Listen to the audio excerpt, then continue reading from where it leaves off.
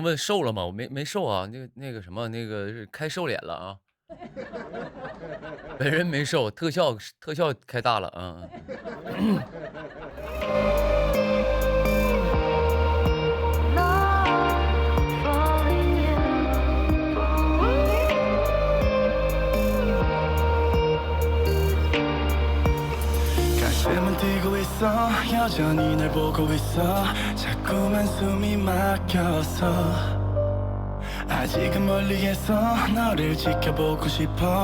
有朋友说，我就说你看起来瘦了，你是真好骗，你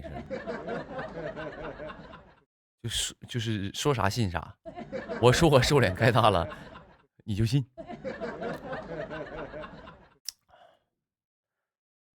嗯，我给你看看我的美颜参数，你想看吗？哎，这有美颜参数这一说，嗯，来给你们看看我的美颜参数。网上总有说那个刘宇宁一到剧里可能就不咋地，但是平时直播看起来还行，就美颜调的，就美颜这块调的。我朋友们是这样的，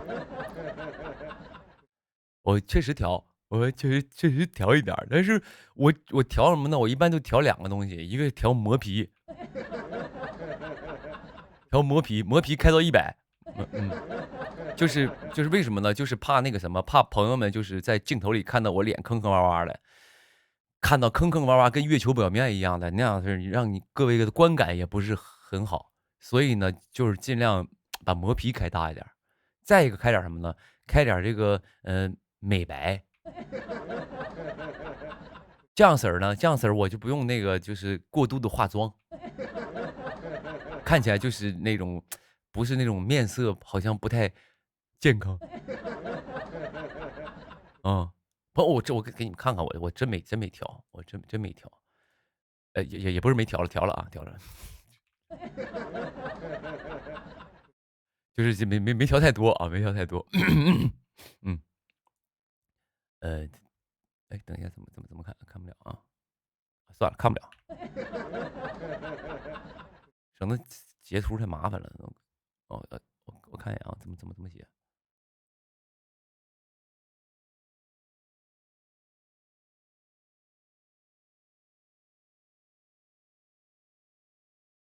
嗯，算了，哦，这样可以看了啊，那在这儿呢，磨皮看没呢？啊，嗯，等一下，嗯，看没到这个那个美肤这一块儿，就是给白皙调了一下，啊，就让自己看起来稍微白皙一点儿。那个磨皮看没？我刚刚说开100，我刚刚就是有点谦虚了，开83。这个开83这块儿就是没开什么东西。然后我们往下看，下面有个整形，整形这一块就是整个没点开，看到吗？这是点开啊，这是没点。完瘦脸这不零嘛？能看到？全零，没点开，没点啊。说你没开，说明你点，你真信？嗯，真没开啊，就是开点磨皮，看自己稍微的就是那个皮肤好一点。一旦你说来点什么化妆品来找我合作，一看我直播里皮肤那么差，咋办？不直接痛失300块钱，对不对？ 처음 너를 봤을 때부터 다르게 운명의 시간엔 또 더디게 같이 내 가슴은 널 향했고 내 심장은 다시 또 뛰었고 꺼져버리던 희미한 불빛 너로 인해 다시 타오르는 눈빛 마치 오래전부터 널 사랑한 것 같아 뭔가에 끌리듯 끌려온 것 같아 나의 두 눈을 감으면 떠오르는 그 눈동자 有人说宁哥夏天到了，能接那个防晒代言吗？防晒这一块呢，我就不知道，没有找我的，找我今年也不接了啊，差不多了今年。啊，今年商务可以了啊，就是主要是就有一阵儿，反正我听一些风言风语说刘宇宁商务这一块儿，不是说居博完了那个说自己就是好像是上升了吗？上升咋没有这个商务找到你啊？嗯，果然还是不行。我听到这种言论，我当时就很气愤，我当时很气愤，很生气，我非常气愤，所以一气之下接了一堆代言，嗯，一气之下，当然也感谢这些合作的品牌方瞧得起在下，然后给来找我合作啊，就是嗯，所以也差不多了啊，我就是弄点儿得了，嗯。 잊혀지길 바랬어 꿈이라면 이제 깨어 有朋友说不想消费粉丝，哪个艺人敢站出来说这句话？哪一个艺人站出来说我从来不消费粉丝？你给我站出来，你给我喊出他的名字。而且这位朋友说这个话就很敏感，什么叫消费粉丝？你这是这样的，你就是打个比方，你消费了，你可以这么说，没毛病，谢谢。你消费了，你可以这么说，但是很多朋友没消费，你在那哇啦喊什么？你在那大抱不平什么？没有，当然不是了。第一是啥呢？第一就没有，不是说消耗粉丝，我只是想说，哪怕我合作的东西其实也不存在，就是太多的那个想法，只是说我合作的东西大家都能用得上，要么你可以就是我都是各位择需购买啊，就是选择你的需要去购买。我不是说，哎，你给我充什么，你知道吗？我说的不太我别太赤裸了，反正我这个意思，你喜欢，你想支持一下，那你就支持一下啊。这个东西拿回家了，也不是说扔了，也不是整一堆那个没用的东西，不是，你还是吃了，还是用了。如果你就是你能吃得惯，或者你能用得惯，你就用；如果你能吃得惯，你就吃。就是对你生活当也不需要你去那个什么，就是好像就是疯狂的要刷新一个什么所谓的数据，不是这样的。当然也感谢所有购买支持的这些朋友们，非常我知道有朋友说狠狠支持，那不然呢？咱家这些朋友我还说啥呢？那肯定是哐哐支持我。嗯，但是也是根据各位的那个我说的都是比较实在的话啊，你喜欢吃的话，你去买一点儿，你去买一点儿啊，就是日常使用或者是吃的呀，或者是用的呀，对吧？但是如果你就是你生活已经过得很艰难了，你还是过好你自己的生活啊，那些只是比如说喝点饮料啊，吃点零食啥的啊，是不是上好佳吗？那些小馋猫的呢？不都在直播间给我喊说，哎，宁哥什么时候代言一个那个什么呀？代言一个那个零食啊？怎么来了吗？我告诉你，就是为了你，我才接的这个代言。要是没有你，我就是可能，不是，我说的意思不是说我不去接，就是因为你在直播间喊了一句，那个品牌方看到了，所以要感谢你。品牌方看到了说，哦，刘宇宁想要接代言，OK OK OK，行，那找他合作吧。是这个意思啊。 있으면 제발 혹시 정말 네가 나의 운명 所以，但是我还是话又说回来了，话又说回来了，不能说这个戒言是那个代言是为了你接的，只是说这个意思。啊，我什么意思呢？就是这个呃，你不想吃零食吗？去买吧啊，满足你了啊。걸까 넌 有朋友断货了啊，候补薯片中啊，好的。咱别营销的，搞得咱这边跟火爆似的。一个薯片你整的供不应求，都成为这个还得排队买了。别整那饥饿营销那种，咱不是啊，咱正常就是想吃就买点啊，不买薯片买点洋芋片 falling you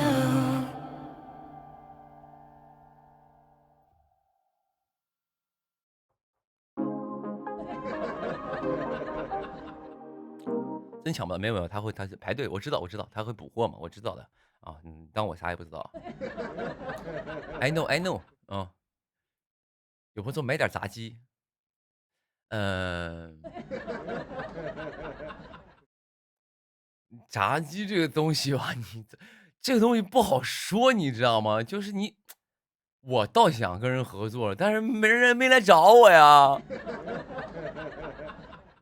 因为没来找我怎么办？唉，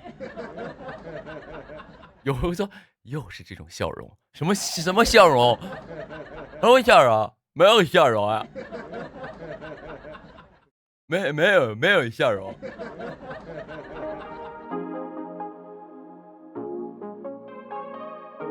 不是，没有，你们别，你别，我闹一个梗，也玩梗啊。最美好的他出现在我最窘迫的年纪，我无法自拔。一个梗没有，还有朋友想吃炸鸡，那还得有人来，有人来找我嘛，对不对？你不找我，我自己行，我干个刘氏炸鸡品牌好不好？行，哥们儿整个那个刘氏炸鸡好不好？以后咱就干个全国连锁。我跟你说，朋友们，这个行业所有艺人干餐饮，我想说我能排到前10吧。哥们儿以前学厨师的啊，我干餐饮这个连锁这一块，我跟你讲，绝对的是，因为当时就是因为你们影响了我成为一个丹东音乐饭店的一个老板的一个成就。你们当时要不捧着我出道，我直接就是丹东丹东一个饭店的老板了。我直接开餐饮行业，我现在也是餐饮巨鳄，餐饮界的巨鳄，就是已经就是饿懵了都要吃不上饭了都要开饭店开的巨鳄，超级鳄啊！像夜空的星光，照亮了野草，生出新的枝桠。汹涌而来，才让人毫无办法。勇敢的产生感情，却不敢对话。这单方面的爱，让镜子里的自己显得廉价。Fell in love with you, watching Casablanca。比如宁哥下次能代言手串吗？没有，我之前其实想过一件事儿，我想干一个就是所谓的文玩品牌啊，也不是文玩品牌了，就是我想自己，其实我没有想，我这朋友们，我想想一出是一出，啊，想一出是一出，就是因为我很喜欢手串嘛，我就想说，哎，那我就把我喜欢的东西整点儿，然后就整点儿，朋友们喜欢就买，不喜欢我不靠这个赚钱，我真的是，哎呦我。我没想过说用它赚钱，我只是想干一些事儿。我这人特别想干事儿，然后呢，后来思来想去，觉得算了吧，因为这个东西啊，你要干啊，你就得去盯着什么货源呐，盯着这个出的这个制品呐、成品啊，它的质量啊，别因为卖条手串挣3块5毛来，然后当时给我口碑这一块拉下去了。犯不上，很多朋友还找我干什么服装品牌，我就不干。别因为那3块5毛来，然后直接就是，因为我干任何东西都不会说，为什么？你看我演唱会连荧光棒周边我都不做，就是我不想去挣粉丝这点儿仨瓜俩枣的，也不是说你们是仨瓜俩枣，我说这个意思，我不想去抠死你们的这个很辛苦赚到的钱。说实话，真的是这样的啊。别人怎么样是别人的想法，跟我说的话就是我自己的想法。我觉得没必要。如果说我带合作品牌，你们去买点儿支持一下，这 OK 的啊。你生活所需支持一下，但我自己去搞个品牌就赚你们钱，我觉得犯不上啊。我哪怕饿死我也不至于犯不上，我就觉得我犯不上啊。有朋友说等60岁再看，60岁什么意思？60岁不要脸了呗？60岁不要脸了，什么都能干。好，我60岁干，你们等我。60岁正是搂钱的年纪。好嘞。Back row of the drive-in show and the flickering light. Popcorn and 有朋友宁哥拍《误闯天家》，误闯天家是什么？是最近又有流行了什么那个舞蹈了吗？就是那种什么类似什么抖马，或者是什么依赖摇那种的，有点像那种的，就是类似那种舞蹈是吗？现在最近出了一个《误闯天家》，是吗？行吧，我就不去了。不知道我没看过，我知道你那个歌，就那个无闯天涯，滴答你是这个吧？这是什么歌呢？我总听到这个 BGM。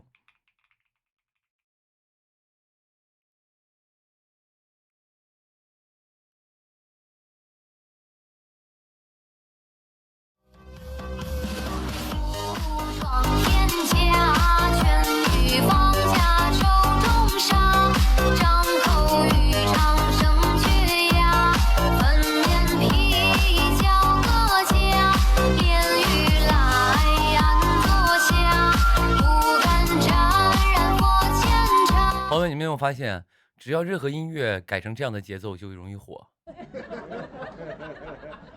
啊，一个一个所谓的音乐人，今天瞧不起这舞曲，明年瞧不起舞曲，但是都没有这些舞曲火。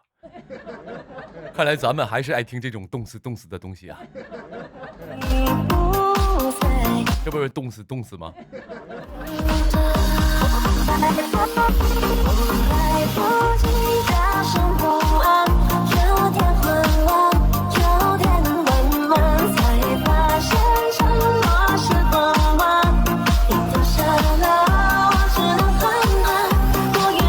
所以我说了，有一阵儿我说我爱听 DJ 了，也不无道理啊。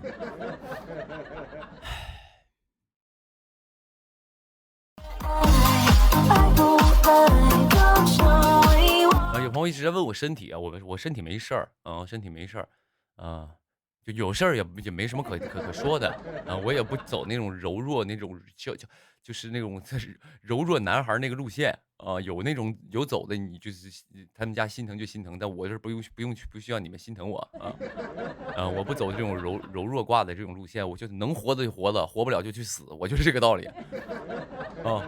能活就好好活了，你别一天到晚跟要活不起了似的。我整不了这种的。病娇哥哥，病娇就是也不是病娇，是一种是心理的这种疾病才叫病娇，不是说你天天病殃殃的叫病娇。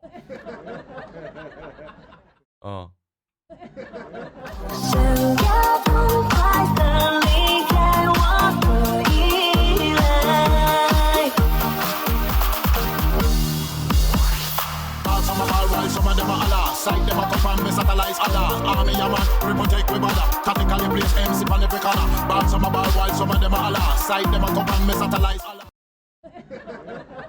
没事儿，我刚刚说能活就活不起就去死。我说就别整的那种，就是要死不活那种的啊。没事儿，我觉得就呸，小孩儿啊，你们小孩儿啊，啊，5岁。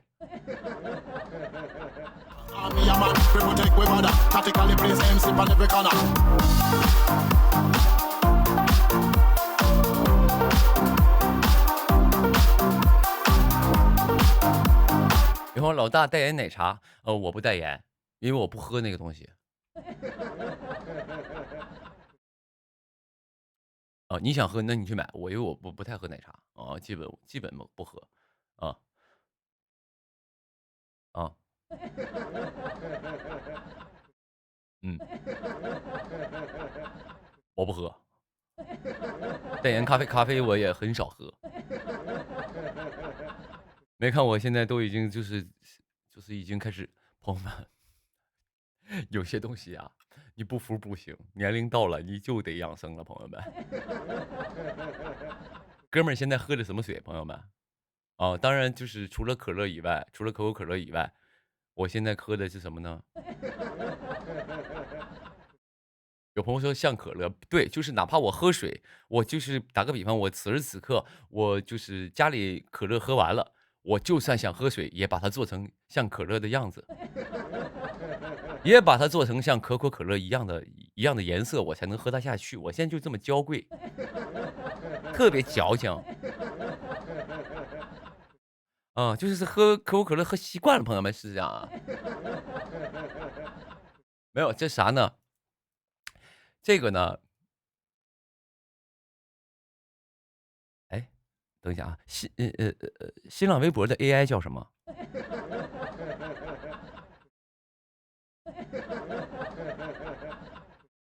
新浪微博的 AI 叫什么？他们就是这块产业链儿他们的 AI 叫什么？微博智搜是吧？啊，微博智搜是不是？哦，对，不是那个罗伯特，不是罗伯特，罗伯特是那个机器人，我知道的，就是他们叫微博智搜嘛。对，啊，那天呢，我就用那个微博智搜，也不用如此吧，那也不用如此。那天我就打开了豆包啊，我就问他，我说，最近我有一些面色发黄怎么办？我现在上 AI 看病了已经，不去看大夫，就是 AI 看病，就是我觉得我就说最近那个有点面色发黄，感觉好像就是气血不太足，怎么办？然后他告诉我，他说，他说，他说小伙儿，那个你那个什么，你就是应该是这个肝脾排毒这一块儿稍微差了一点儿啊，应该是有一点儿这个肝排毒有点儿不太行，估计是焦虑呀，这个熬夜呀，然后心情烦躁啊，或者是各种工作压力大呀，导致你可能是有这种症状。我说好，那怎么解决？他说这里推荐你喝菊花枸杞决明子茶。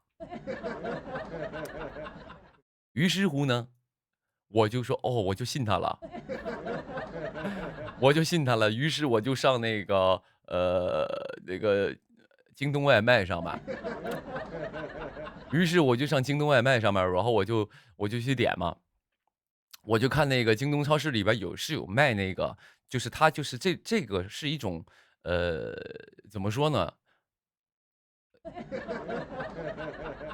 这个得说啊，它是一种就是怎么说，其实很多人都有这个问题，所以他已经配好了，直接有卖这种就是枸杞菊花决明子茶的，然后我就买了很多包，这两天就天天喝茶呢，朋友们。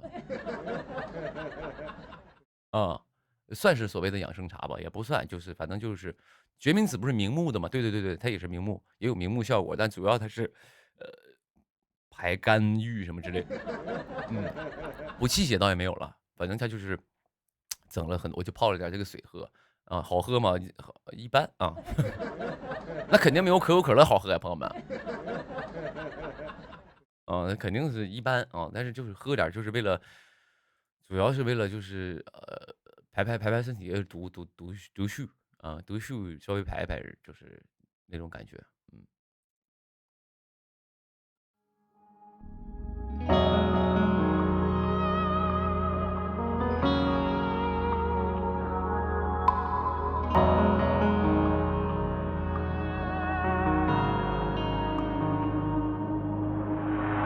当天空的云魄流向我，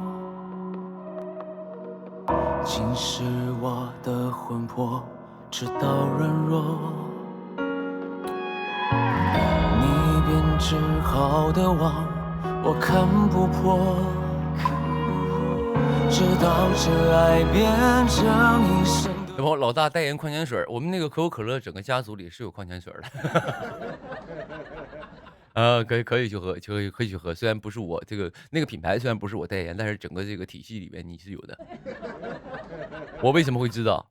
因为你作为一个艺人来说，你要有艺人一个合作的一个道德，就是比如说你那个，比如说你，比如你合作了这个品牌，你就出门不能说你喝别的饮料。哦，我真的是这样的。比如像，因为我去录节目，因为我手机这块儿是没有代言的嘛，啊，然后呢，我就有的时候录节目我就会忘，因为我节目里边其他演员是有那个其他演员，其他演员是有那个其他那个，比如手机啊，或者是电子产品代言的那种的。当然我理解啊，但是那一刻我觉得很好玩儿。比如像我有的时候我会说，我说你们都就是比如说我正在用手机干嘛干嘛干嘛，然后没弄明白，然后呢他就是我没弄明白，然后他们怎么样，反正就是一系列的事儿，具体的事儿我就不说了，然后我就会说一句，我说你怎么苹果手机都用不明白？我就可能就这种的，就是那种调侃那种。我说你怎么苹果手机你都用不明白？这手机其实我想说的不是苹果手机，我想说的是一个手机你怎么用不明白？我说的是这个意思，就是意思你怎么你连个手机都用不明白？但是我就加了个前缀，我说你怎么苹果手机你都用不明白？这就你在那个设置里边去查什么，其实是这个意思。然后结果我这个朋友直接说，哎，我从来不用苹果手机。我说啊，对，你不用苹果手机啊。我当时就得反应一下啊，所以就是有的时候，你看这就是艺人的素养，出门在外一定要注意这些。似谎言到你心中用爱抵达要多久？而你的泪，我的痛，全都是爱的毒酒。对，所以手机，我觉得就是很多东西是这样的啊。我有一个宗旨，我跟别人比不了，我不跟别人比，我就是我自己啊。就是凡是我自己选择用的东西，就是你让我因为一个代言让我不用它了，我就不会去代言，我就不会去合作，是这样的一个人啊。我解不开这绳索，就放手去沉默。爱一旦入口。没错，朋友们，就给大家推荐2首好听的歌曲啊。第一首是来自我们这个当下正在热播，来自我们任嘉伦老师的一部剧，叫做《佳偶天成》里面的破穷举啊，就是冲破苍穹的一个举之啊，叫做生当何为。行，朋友们，你们听一下这首歌，然后呢，那个我那卫生间，水喝多了今天啊，我去上个卫生间，你们稍等一下我，然后这首好听的歌曲伴随着一个好看的 MV 送给各位，哇，帅气啊，太帅了，过于帅气了，朋友们啊，过于帅气了，所以用我的酷狗打开这个专属他们剧的 MV， 听歌就会在酷狗吧，我一想直播怎么那么多广告，我的妈呀，我自己都有点看不下去了。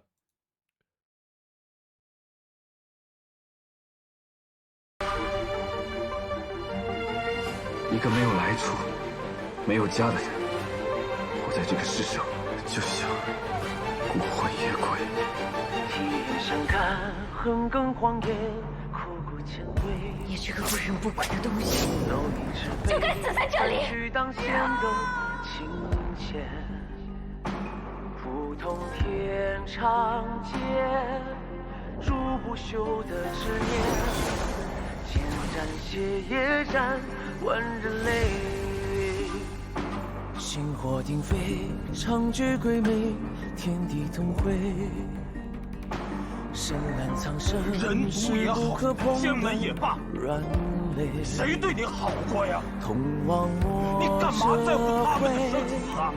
往下不可为，于心无愧，生气改天位。试问诸天生当何为？击鼓作悲，我无悔。此生狼狈也不沦为命运的傀儡。生当何为？抽当书写，纵化成灰，我不悔。一往昔间重现日月，换人间虚辉。要你命！飞起弓背向天血碎，无限苍冥皆重现。要不是以我之愿，所谓这结尾。比起长生不老、法力无边，我更希望自己活得像个人。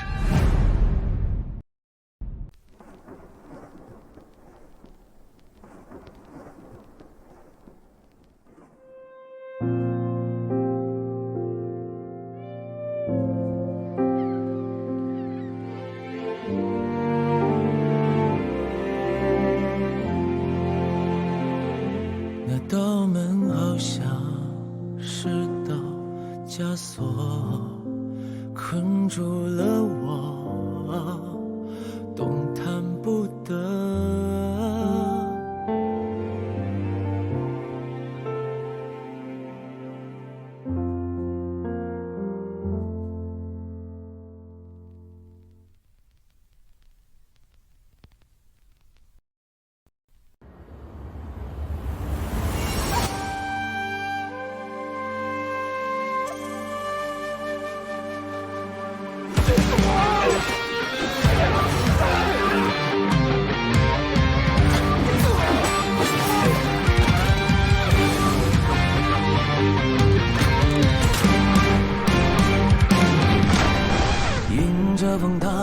寒霜，巴山和丈量，提青阳。地平线就在远方，轻轻地摇晃。传送乱过千重山岗，身披着辽阔的月光，迎过了奔腾的浪，不问路多长。少时会默坐场边，写下九州盛世的诗篇。不是燕北要反，是陛下希望燕北反。催促着我狂奔向前，烈酒心长远，塞外风沙如剑。我纵马扬鞭，追赶万里云烟。山川在后退，风为我加冕。你的双眼闪烁着火焰，笑动过清泉，弹走了5000年。我策马向南，无论遇到何种境遇，只要我们在，众生过去，诸葛亮活下去。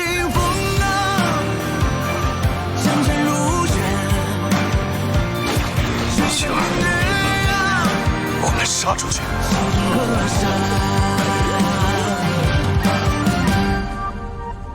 迎着风，踏碎了寒霜，巴山和丈量，提青阳。地平线就在远方，轻轻地摇晃。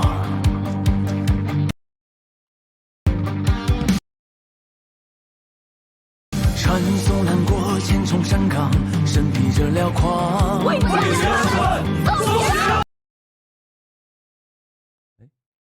迎过了奔腾的浪，不问路多长。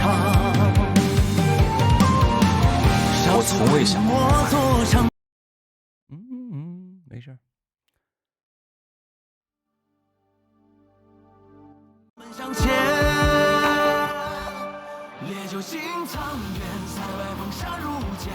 我纵马扬鞭，追赶万里云烟。山川在后退，风为我加冕。你的双眼闪烁着火焰，长风过琴弦，弹走了5000年。我策马向南，天下寻你不变。马蹄声渐远，漫过了风浪，一生死命向着天地之间。踏着清风啊，香尘如雪，追赶明月啊，气中河山。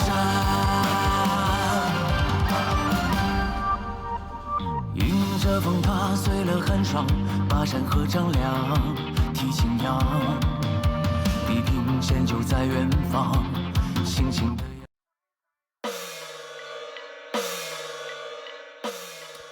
朋友们，这首歌呢叫做《天星树》啊。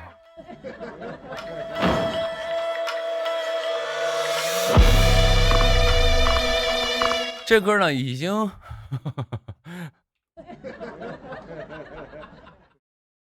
已经录了好多年了，我的天哪！已经录了好多年了，但是终于发行了，也希望大家喜欢吧啊！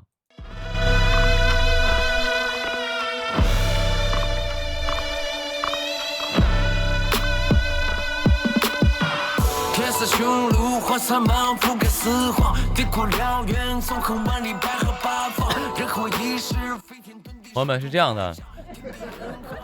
回荡看我起霜，和大湖在星光，千年风霜练就我不屈的脊梁。冰雪之下引迷藏，天星之王暴露万象化金刚。天刚高悬照万千，赐予难关不胜险。暮云千里迷人眼，几重山水几重天。山对山来，爱对爱，蜜蜂在花深山里来，蜜蜂本为采花丝，都生在火有一载。山对山来，爱对爱，蜜蜂在花深山里来，蜜蜂本为采花丝，都专心落有一载。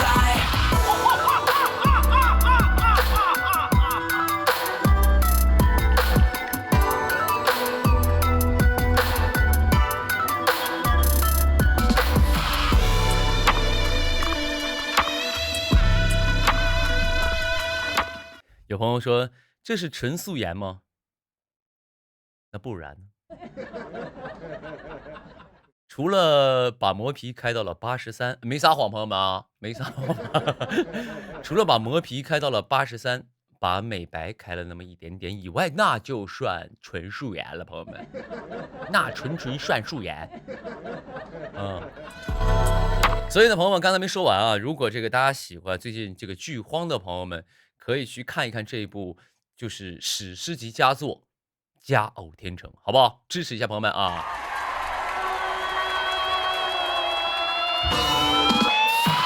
天似穹庐，花散漫，覆盖四方，地阔辽远，纵横万里，百合八方。人活一世，飞天遁地，守土开疆，天地人和，日月回荡，看我起床。川河大湖在星光，千年风霜练就我不屈的脊梁。有朋友说，我只看你的剧。就是朋友是这样的啊，我们就是想要在这个行业生存也好，或者在这个社会上生存也好，你就不能把啥实话都往外说。你可以不说假话，但是不要净说实话。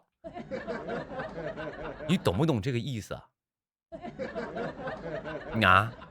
你能不能就是有的时候啊，你可以不说假话，但是你不要把实话也往外说。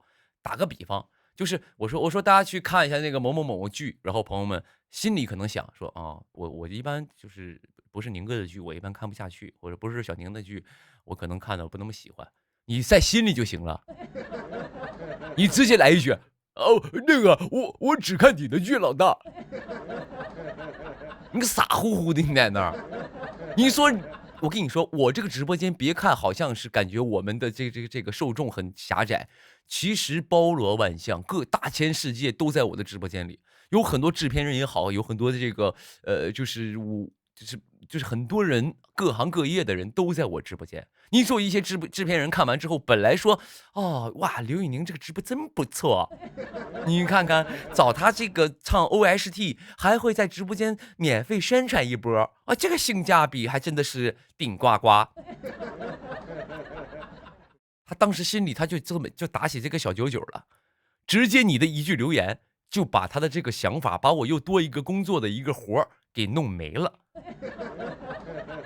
有朋友我说不了假话，我刚才已经说了，各位可以不用说假话，但也不用说真话，你可以保持沉默。为什么呢？因为只要你保持沉默了，哥们儿这个钱就来了，你知道吗？就会有人找我这个唱 OST， 哥们儿我就赚钱了，对吧？这就叫做沉默是金。理解了吧？这个成语一下就理解，沉默是金，就是你在我直播间只要沉默，刘宇宁就能获得金钱。所以这句成语是这么来的，沉默是金。啊，你就是可以沉默就可以了，朋友。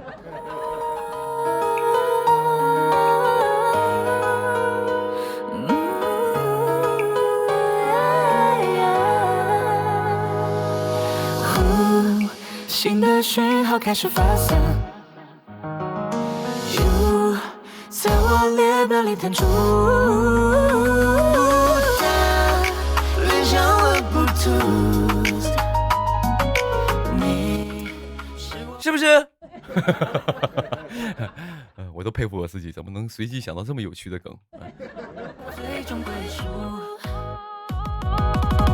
在弥漫的风中追随。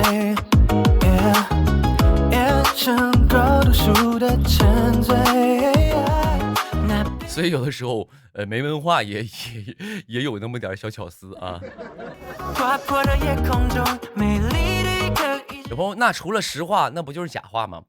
有一句啊，就是所以这个我跟你说，朋友们，你还小啊，这个世界啊，或者这个社会，你总有一天明白，它不是非黑即白的。你不是二极管，你不是一个电灯，你是要不开要不关。你不是这个墙上的开关，要不开要不关，不是的。脑海中离莫他的脸庞黑夜陷入沉睡，昏昏欲人不透，退潮后的暗你可以选择做好人，你可以做一个诚实的人，不说假话，但是你也未必都一定要把真话说出来，还要理直气壮的说我说实话怎么了？不要这样啊，这样也不是不行，这是你的选择，你的人生，但是会让你的人生走得磕磕绊绊。因为我以前就是这种的，实诚，啥都说，看不惯就说，啊，你看我多么的磕磕绊绊，跌跌撞撞，慌慌张张，匆匆忙忙，生活原来就是这样。你牵着我的手，漫步在右上后。心跳在808上面感受着 bounce baby， 你对我 A 面数被爱意穿透了。If you love me then don't replace me。厌倦了流浪，我沿着你的轨迹，新的讯号开始发散。我似密码空气中传输，在我列表里弹出。我的眼，我的心被占住。他连上了 Bluetooth， 连上了 Bluetooth， 你是我最终归属。这句话是我对你的回答。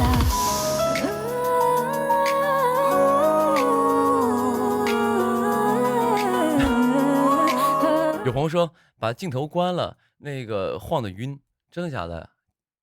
你们有人晕吗？如果朋友们刚才说宁哥你开这一会儿我晕了，你扣个1。你说宁哥没事，刚才特效我觉得对我来说一点感受没有，你在公屏打个2，我看有多少朋友是看这种镜头是晕的。咱们通过这个来判断一下他的这个身体年龄是多少。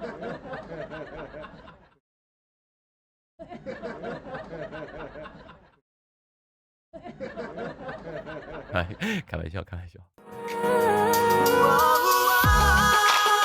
1.5是半晕不晕，就是不晕但看着烦。我不是想说这个界面看着动感一点吗？让你更有沉浸感，让你心随着这个我的脑袋去动。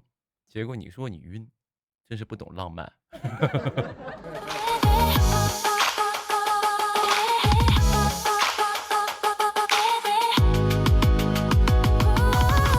夜晚的星空就像你眼眸一样璀璨。我刚才看到一个评论啊，就是很早之前有朋友刷的，说你有没有运动啊？是讲广东话的朋友啊，是转港粤语的朋友说你有没有运动啊？就问我有没有运动啊？我朋友们，我告诉你，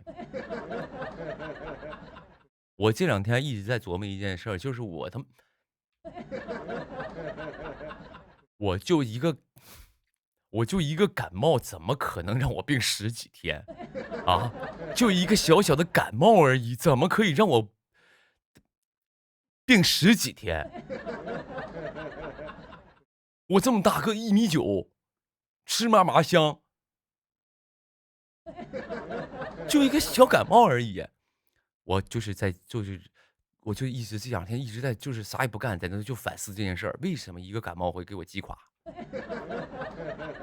让我变成这么样，就是已经活不起了哟。于是我想起了几个关键点，朋友们啊，这个时候，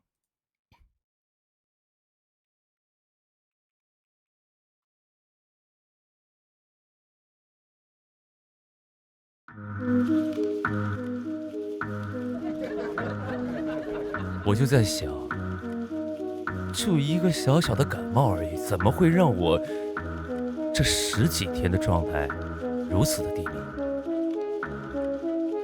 我算了一下，前6天的时候我只是小小的感冒，到了第7天我竟然开始发烧了，这很可疑，这很奇怪。于是我就思来想去，我到底是如何才会变成这样的？突然，我依稀记得，我在感冒的第1天晚上，我健身了。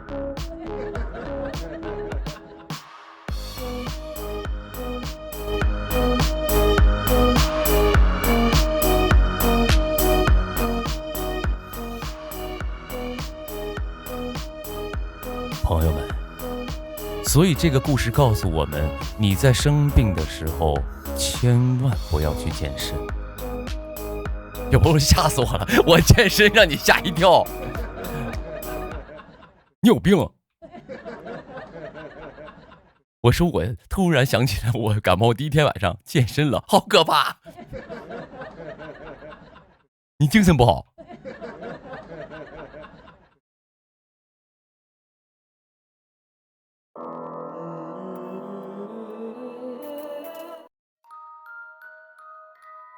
所以我就在想，就一个健身就会把我打倒吗？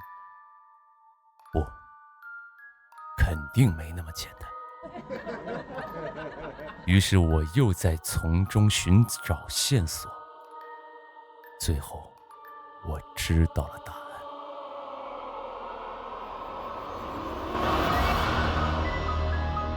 答案就是，的确年纪有点大了。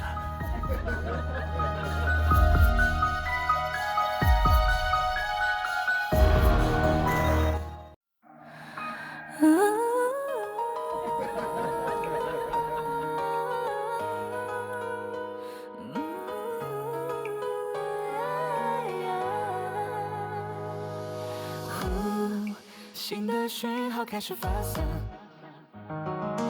You 在我列表里弹出。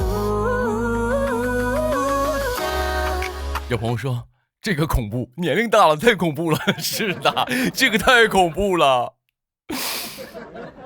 这比刚才那个健身恐怖多了。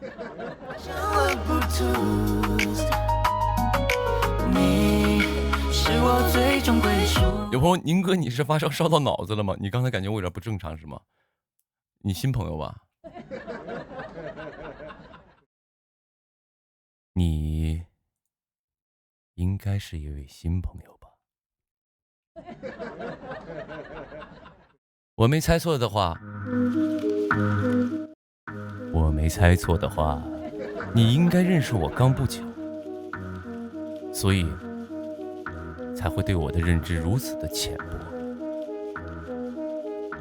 如果你很早之前看过我的直播，那我想跟你说，这儿才哪到哪呀？啊！注意看，这个男人叫小帅。很多电影剪辑都用这个啊，很多电影剪辑都用这个，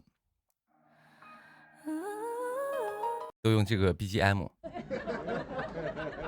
嗯。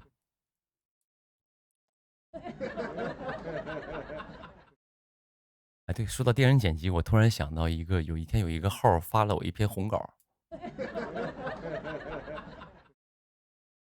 就是我在这个行业里能看到一个，就是当然这个肯定是没花钱的朋友们啊，这个稿，这稿是没花钱的啊。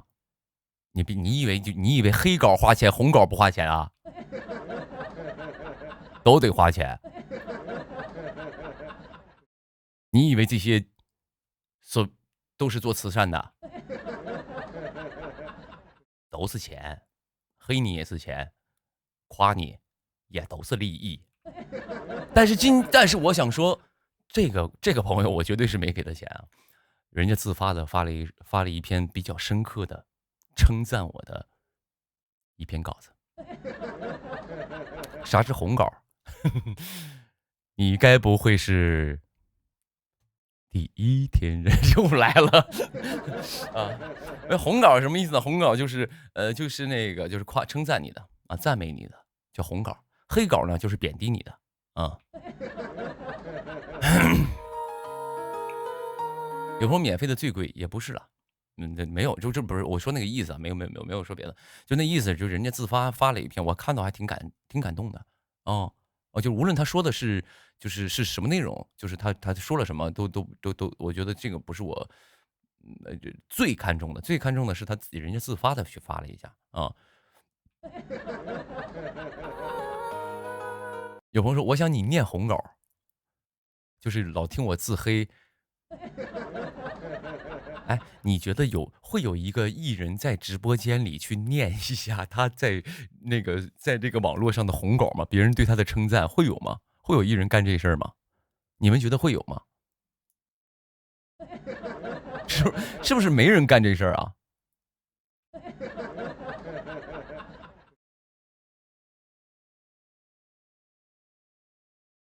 朋友，我问你们话，你们就说会，你们说谁念过来？来，谁没事儿就是那个在自己开个直播，然后给大家念自己的红稿，谁干过这件事儿？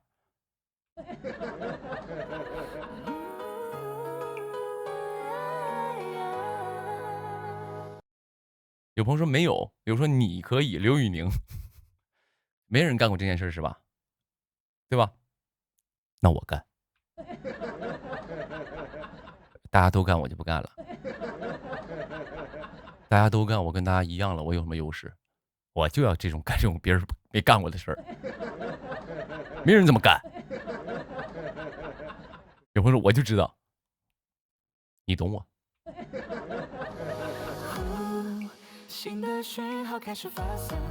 行，我来搜一下吧。真的要念吧？我不会吧？我们直播这么随机吗？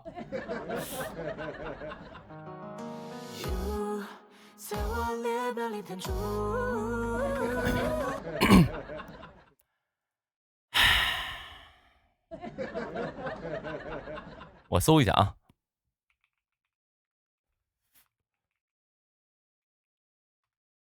我跟你说，别人干这件事有点不靠谱，我干这件事啊更不靠谱。等一下，我先看看他以前黑没黑过我。没有，哪怕黑过，也因为这篇红稿咱们一笔勾销。我就是如此的这个不计前嫌，哪怕你先，因为这个我们一笔勾销。就是凡事只要有一刻，无论你之前对我，就像很多朋友，咱家很多朋友，其实说实话，你们别在那装，你们很多朋友以前都是我的路黑，你承不承认？你以前是不是我的路黑？别人发一些我的那种丑的动图什么，你看完之后就真的就是那种天天贬低我，有没有？承不承认？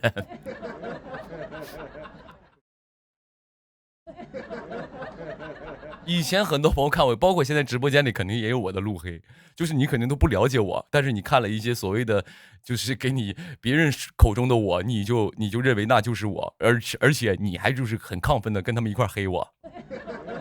有朋友说没有，打2个没有的就是心虚。有朋友说绝对没有，这种是更心虚的。然后还有打没有加感叹号这种的，那纯更可怖。他已经就是那种心虚到用愤怒来掩饰心虚了。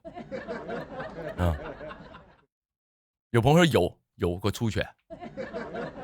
你以为你比他们好啊？人家起码改过自新了，你呢还能理直气壮？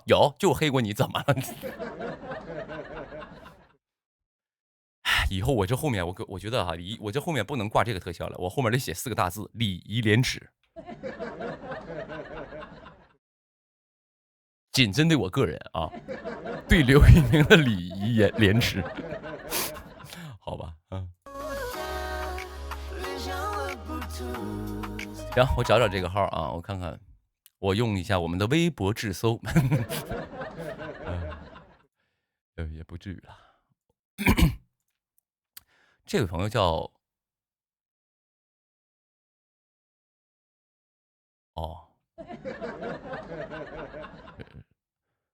他不光发我了呀。1个、2个、3个、4个、5个、6个、7个，他昨天一天就发了7条。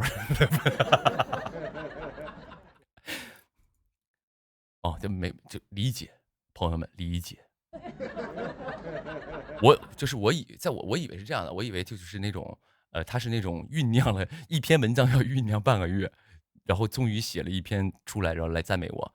结果他一天能发7条，这只是昨天他的产出。当然，在这么繁忙的工作，一天发7条的这种繁忙的工作当中，还能抽出空免费给我发1条，绝对的哥们儿、铁子、好人，朋友们，对不对？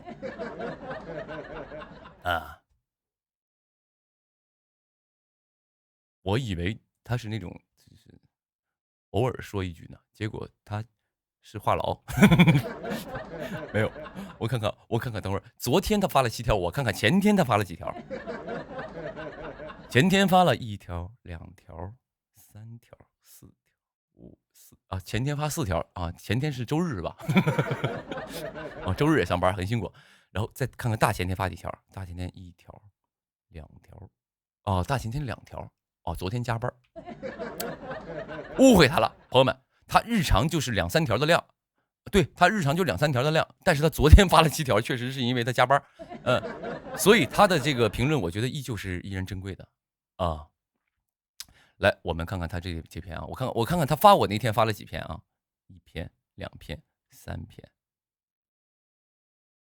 博主设置仅对粉丝展示全部内容。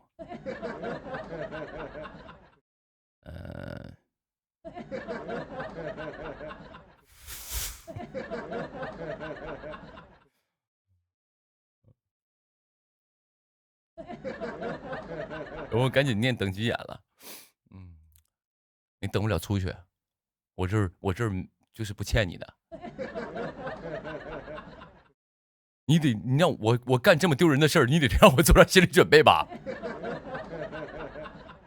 欠你的。这么尴尬的事儿，你得让我做点心理准备，我做点心理建设。其实我在假装翻帖子的过程当中，我一直脑袋里在纠结这事儿能不能干，这事儿太没溜了吧，这事儿能干吗？这事儿干完之后会怎么样？你以为我不累？我奶从小就告诉我，多一事儿不如少一事儿。但我从小就不听家里话，长大了亦是如此。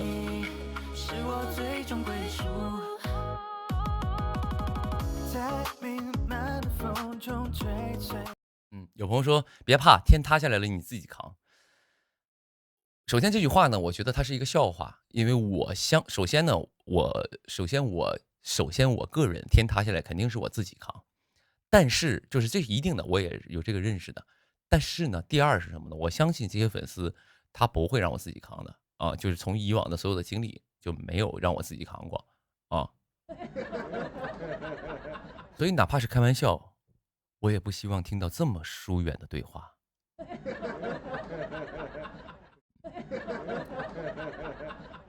来吧，我看看，我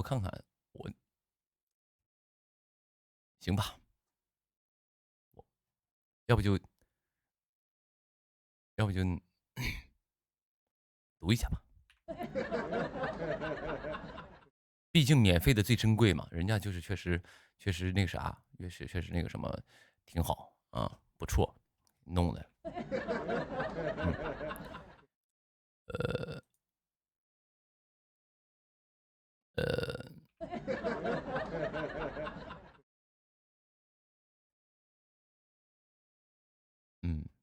行，我看看怎么给他捕捉一下啊，你们等我一下。没事，开玩笑。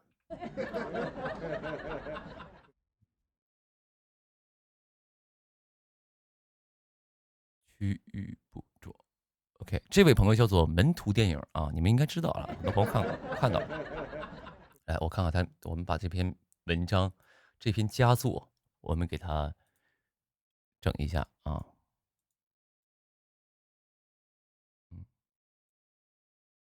哎，这这么大，你们能看到吗？其实你们看不到，对吧？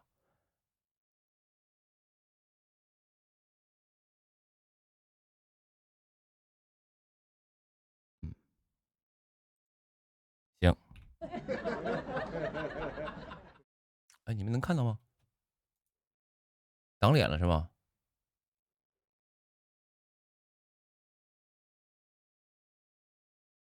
哦，能看到是吧？行，我就是这样吧，咱们配个 BGM，然后咱们来那个读一下。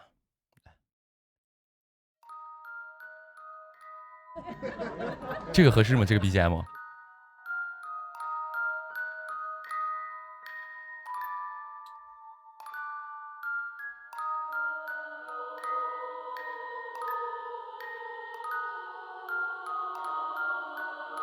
这不太合适是吧？那咱们找一个正能量的好不好？来，我去搜一下正能量音乐。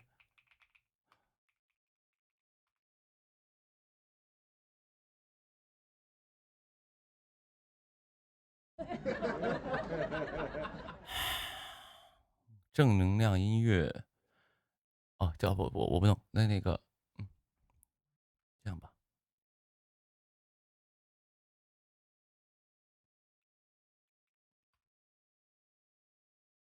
综艺背景音乐，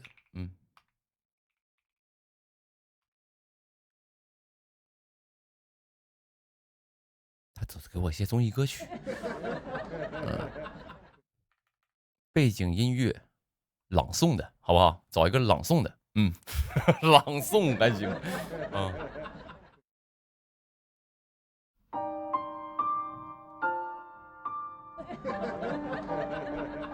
这太伤感了吧？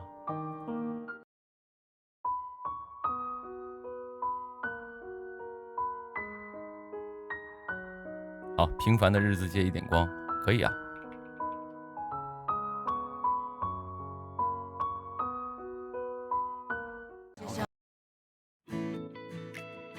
行，这音乐不错，这谁的歌？刘宇宁的啊，真不错。来，这个门徒电影说啊，前几天看到刘宇宁即将拍一部新剧，而且是一部聚焦现实主义的正剧。蛮替他开心的，因为我始终觉得，重点来喽，影视行业对刘宇宁的认知，实际跟他呈现的演技质感与能量，在长久以来是不对等的。够了吧？后面不用念了吧？够了，可以吧？算念完吧，既然都念了啊。刘宇宁在之前的几部剧里，哪怕古装剧里，已经呈现了他难得的特质：轻盈、舒展、有温度、有真实感。这就是很多科班演员无法达成的生活质感，也是他草根出身、历经生活阅历给他特有的感知与馈赠。拉踩别人的我们就不念了啊。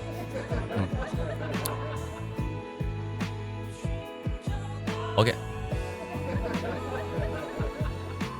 刘宇宁他见过生活最粗糙、最现实的一面，体会过拮据的窘迫、漂泊的孤独，也尝过被忽视、被质疑，事事只能靠自己的滋味。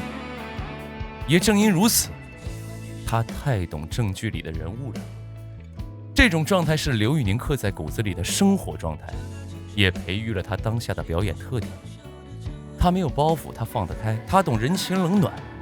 当他站在市井街巷的场景里，体态、气质都是统一的。什么意思？你说我很素人是吗？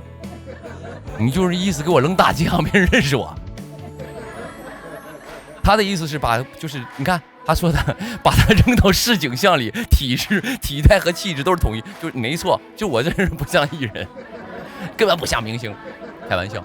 他的意思是在这个，因为我很有生活气息，而且再说到犯罪悬疑题材，这类剧呢，最忌讳人物脸谱化。真正优质的犯罪剧没有绝对的好人与坏人。反派不是纯粹的恶毒，警察也不是完美的圣人，绝大多数角色都是游走在灰度之间。灰度之间这4个字，刚才那个要不说谎要不说实话那个朋友，你给我反复参懂他。什么叫灰度啊？被环境、经历、命运推着往前走。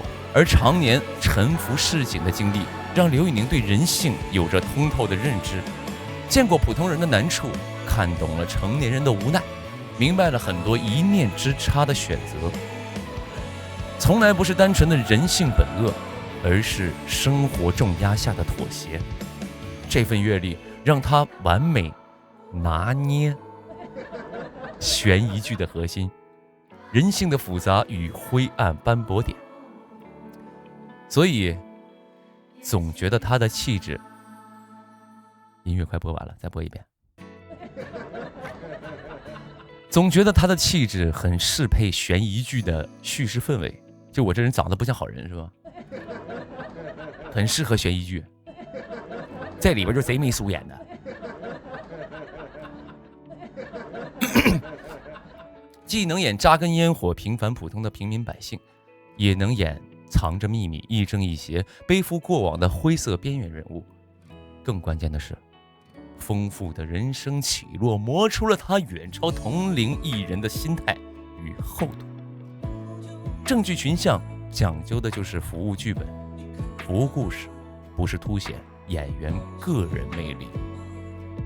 说到底，演技可以通过后天训练，台词、形体、镜头感都可以靠练习弥补，但生活阅历、市井感知、对底层人物的共情、对灰度的理解，是需要生活阅历的，需要经历才能达成的。所以还蛮期待刘宇宁挑战正剧的答卷，也庆幸内娱发现了他的经历，他的努力是个体成长励志史，也将是他未来演员生涯不可替代的礼物。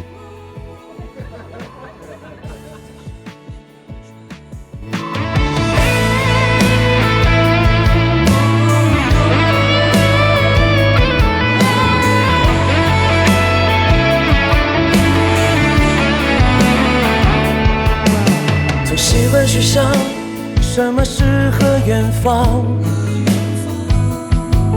可在这个城市里，谁不是渺小的尘埃呢？但是尘埃在阳光底下也能跳出一支舞啊！你说对吧？素面朝阳，热爱会滚烫。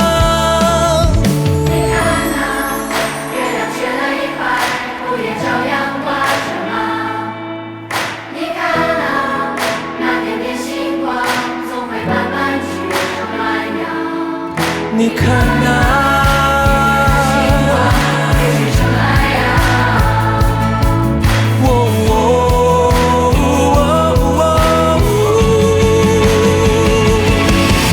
平凡的日子借着一点光，请那平常的我在尽千万路人的忙，把幸福的回响都藏在日常片段，不用刻意寻找答案，光就在身边流转。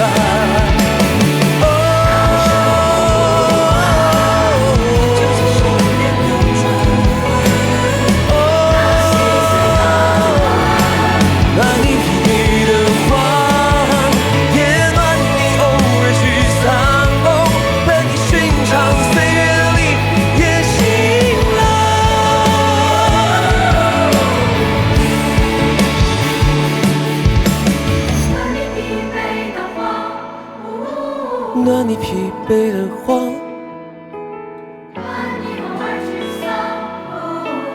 伴你寻常岁月里也晴朗。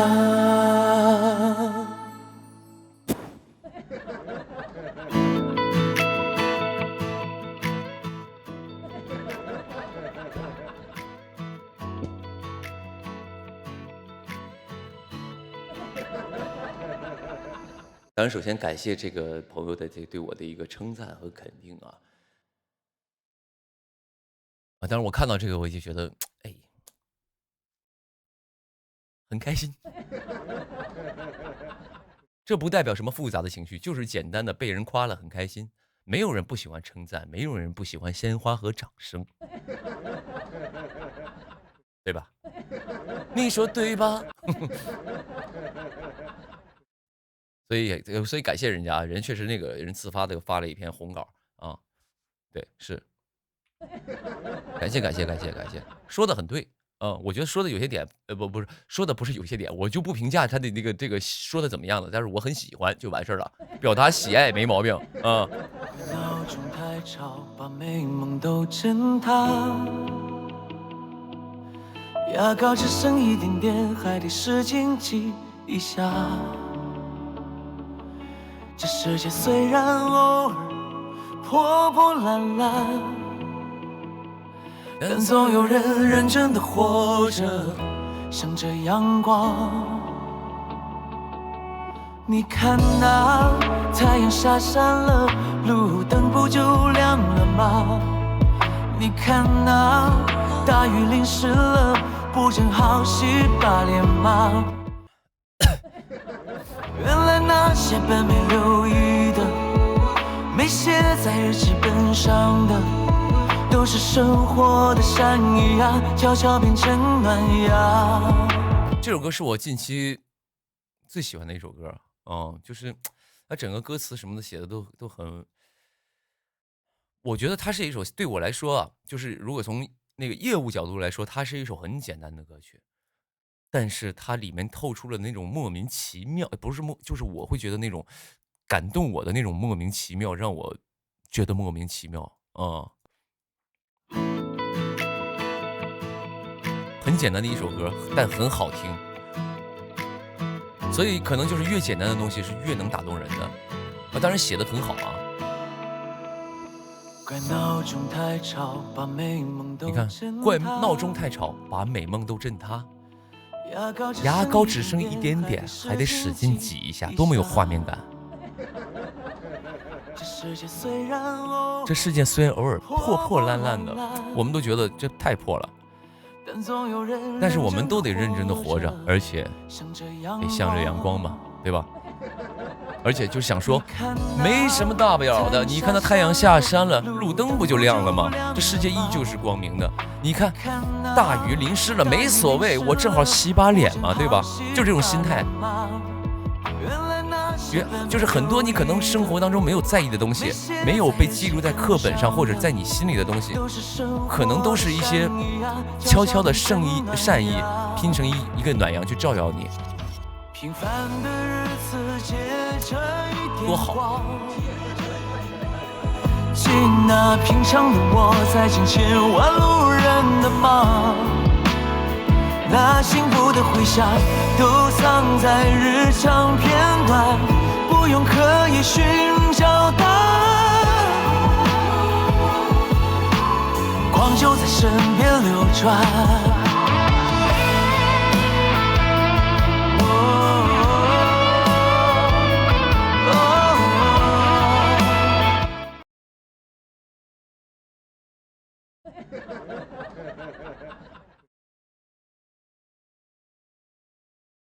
朋友们，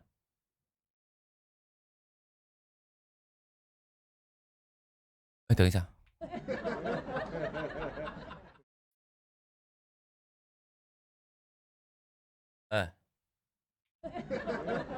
怎么了？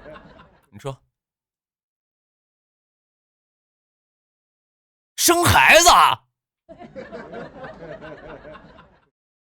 好，哇，你生孩子了，可以，好，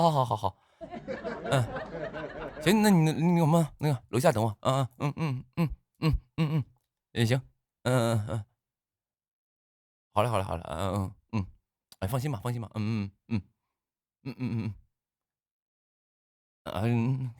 知道，你放心，哎，好嘞，我直播呢啊，好嘞，哎，好嘞，兄弟，好，好，好，马上下去啊，行，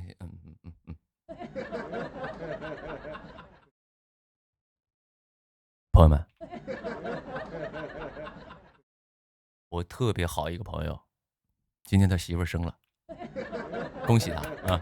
然后那个啥，我就是因为我们关系非常好哦，关系非常好，干扰。你看他电话估计他没挂呢，干扰。关系特别好，我下去给他随200块钱礼啊！我不知道你们那边就是朋友生孩子随多少钱，我给他随点礼给他，他在楼下等我，我下去一趟，朋友们，第几胎了不知道，管他呢，祝他幸福呗，对吧？早生贵子啊，是，所以我给他我下趟楼，我给他随个礼，好不好？有朋友随1000呢，大气点。你们那是随1000是吧？你什么家庭啊？你富二代吧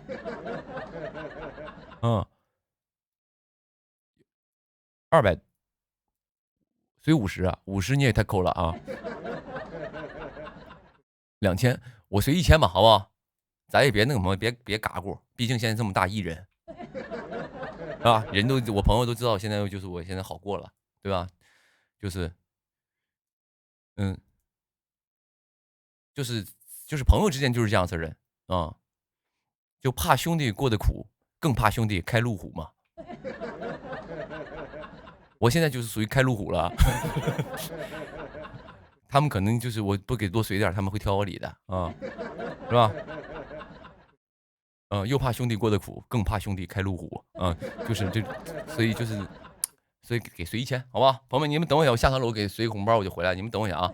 这样一首好听的音乐啊，陪伴着各位，然后我马上回来，朋友们啊，马上回来，朋友们啊，有不再不去就生了，生完了已经。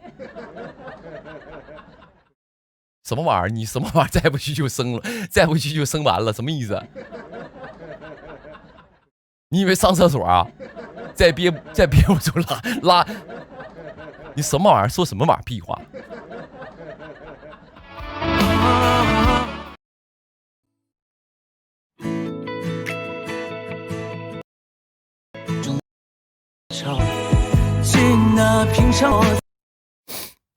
等一下。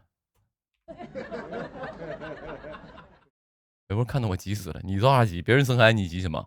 皇上不急，你急。皇上不急，丫鬟急。人家我朋友生孩子跟你有什么关系？你急啥？太奇怪了，我看到好急。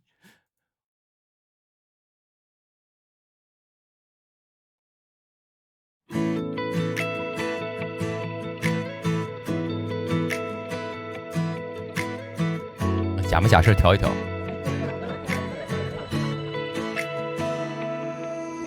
怪闹钟太吵，把美梦都震塌。牙膏只剩一点点，还得使劲挤一下。这世界虽然偶尔破破烂烂，但总有人认真的活着，向着阳光。你看那太阳下山了，路灯不就亮了吗？你看那大雨淋湿了，不正好洗把脸吗？原来那些本没留意的，没写在日记本上的，都是生活的善意啊，悄悄变成暖阳。平凡的日子借着一点光，记那平常的我在紧牵挽路人的忙，那幸福的回响都藏在日常片段，不用刻意寻找答案，光就在身边流转。我最近在学习一件事，这件事叫做让自己快乐。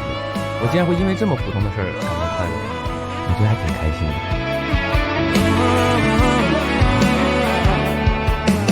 总习惯去想什么诗和远方，可在这个城市里，谁不是渺小的尘埃呢？但是尘埃在阳光底下也能跳出一支舞啊，你说对吧？素面朝阳，热爱会滚烫。月亮缺了一块，不也照样挂着吗？你看啊，那点点星光，总会慢慢去暖阳。你看啊。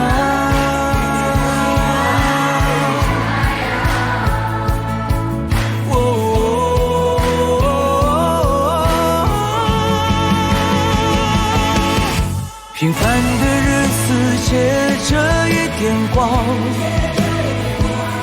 记那平常的我在紧牵挽路人的忙，那幸福的回响都藏在日常片段，不用刻意寻找答案，光就在身边流转。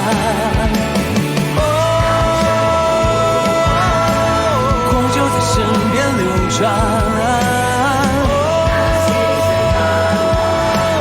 那你疲惫的谎，越暖你偶尔沮丧，伴你寻常岁月里越晴朗。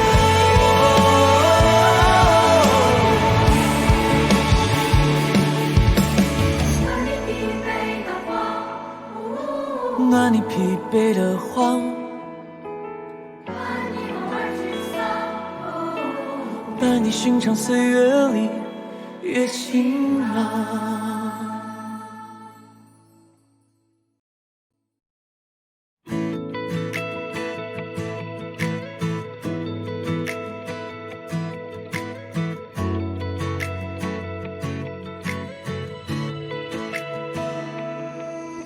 怪闹钟太吵，把美梦都震塌。牙膏只剩一点点，还得使劲挤一下。这世界虽然偶尔破破烂烂，但总有人认真的活着，向着阳光。你看那太阳下山了，路灯不就亮了？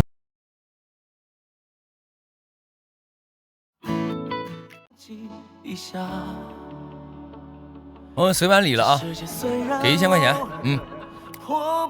行吧，我不抠吧，给1000块钱啊，可以了，向着阳光。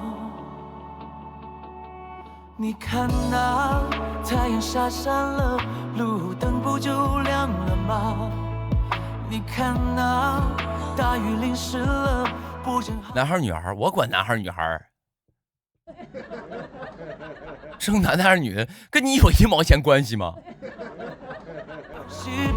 我发现啊，就是你们呢，就是很多人呢是这样的啊，精力啊都在别人身上，莫名其妙的事儿都要去关心。我跟你说，就是啊，就是朋友们，你能我给大家分享一个成功宝贵秘籍，就是你想要过得越来越好，越来越成功，就是别人的事儿你千万别关心。尤其是刘宇宁的朋友生孩子了，生男孩女孩都要问问，跟你有1毛钱关系吗？有没有成年人就缺点八卦，那一点意义都没有。那个东西，成年人缺的不是八卦，成年人缺的是梦想，是你想做的事儿，是你未完成的事儿。哥们儿，老弟，原来那些本没留意的，没写在日记本上的，都是生活的善意啊！朋友们，我就觉得太正能量了。刚才这一番话太正能量了，朋友们，一波正能量给我打在公屏上。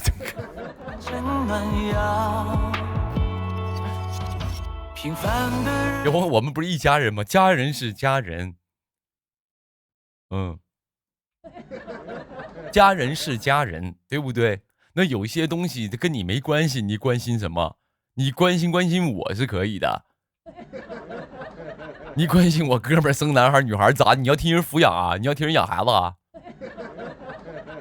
还是说给人买2套新衣服，小孩出生了，整点奶粉，顺点尿不湿啥的，给人啥意思啊？你干啥嘛？你要？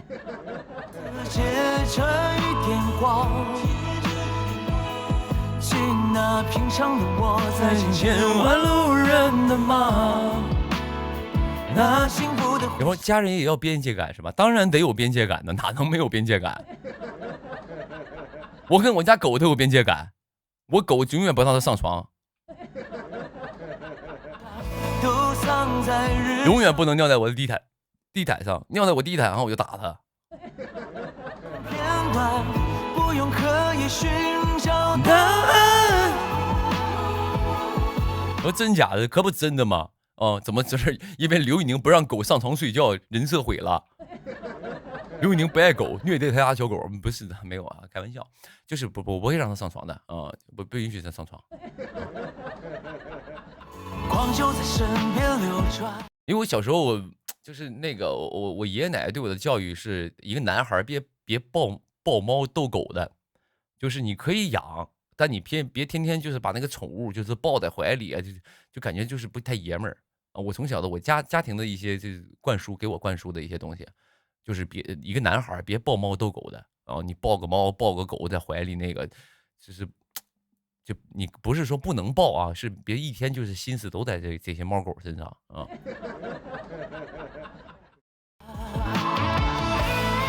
我跟你说，其实我很多教育的东西都是我爷爷奶奶从小灌输给我的哦，我觉得都很有，就是很有一些就是正能量，也不是正能量了，我觉得都说的很好。等我可能长大了之后，有了一些阅历了，我依旧觉得他们说的对啊，有一些道理确实是对的啊。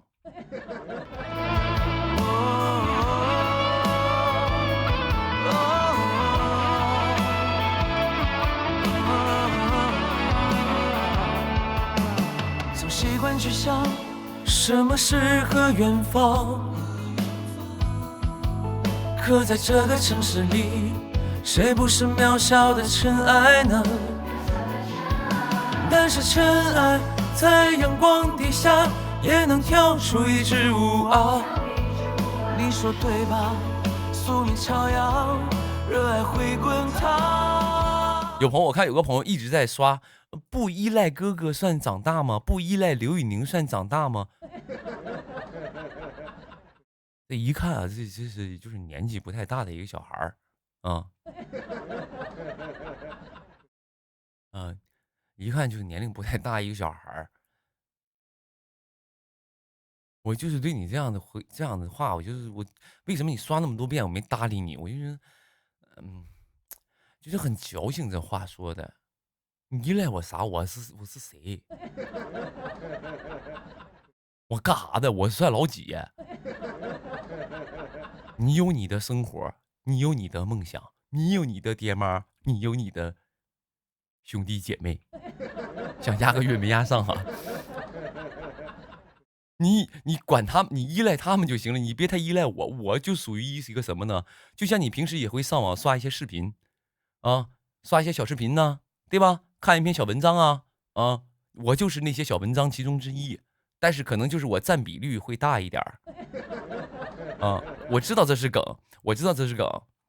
我懂，但是我想跟大家说这个道理，就是希望各位还是要专注自己的生活。当然我也有我的工作，我可能不直播的时候，我不是搁那抠脚呢，哥们儿不是去网吧包宿去了，我不得给你们去整那些什么，有人爱吃零食的，我不得去拍一拍吗？有人想喝可乐了，我不得去整一整吗？有人想看剧了，在剧里想听到我的声音，我不得唱两个歌吗？干活的老妹儿啊，我都已经。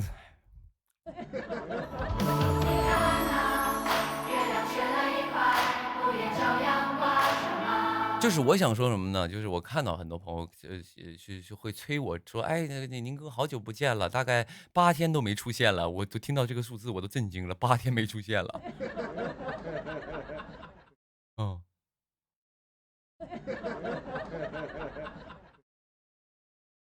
我是你学校老师啊，你每天都在见我，我给你上课啊，你也别太见我，我的工作你哥有你哥的工作。有朋友，你鼻子咋了？你说这儿是吗？你这不是就是在说话太招人恨了，被人打了吗？刚才下去给我朋友随了1000块钱，我朋友不开心了，说你现在混那么好，就给我随1000，咣给我来一拳，然后把1000块钱拿走了，这不被人打了吗？人品不行啊，对，被打脸了吗？这不哐哐给一个勾拳啊！一个右勾拳就打鼻梁上了，现在被人打了，就欠打吧，就是。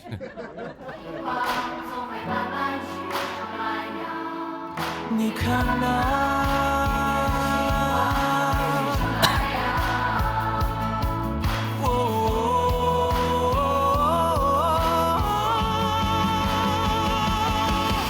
平凡的日子借着一点光，那平常的我在想千万路人的梦。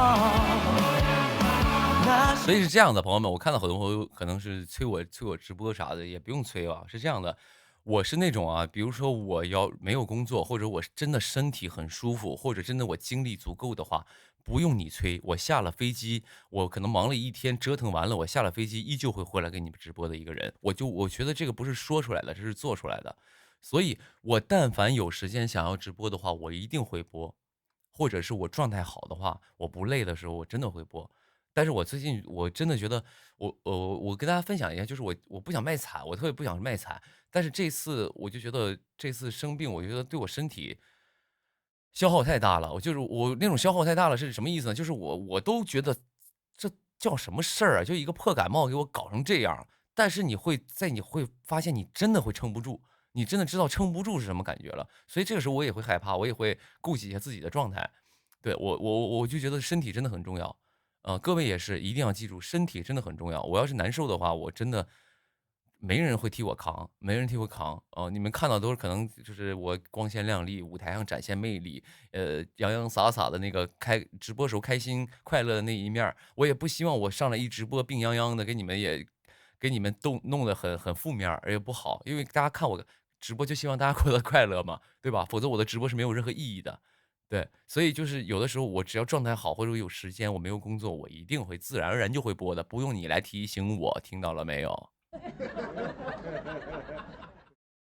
你提醒我之后，我就觉得我真的会压力很大，我真的会压力很大的，没有，因为我一直会觉得好像我觉得亏欠你们一些，我说实话，就是真的觉得我说的那个亏欠不是说，我就觉得哎呀，我的粉丝这么支持我，对吧？我合作个品牌就哐哐去买。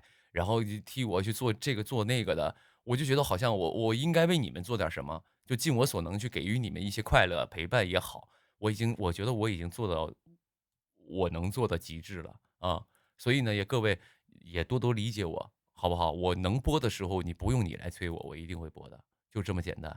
回想都藏在日常片段，不用刻意寻找答案。有朋友说，我朋友说你适合演反派，你朋友说的对，你朋友说的对，我真的适合演反派，因为我适合演那种反派，因为我长得不像好人嘛，对吧？我长得就不像好人。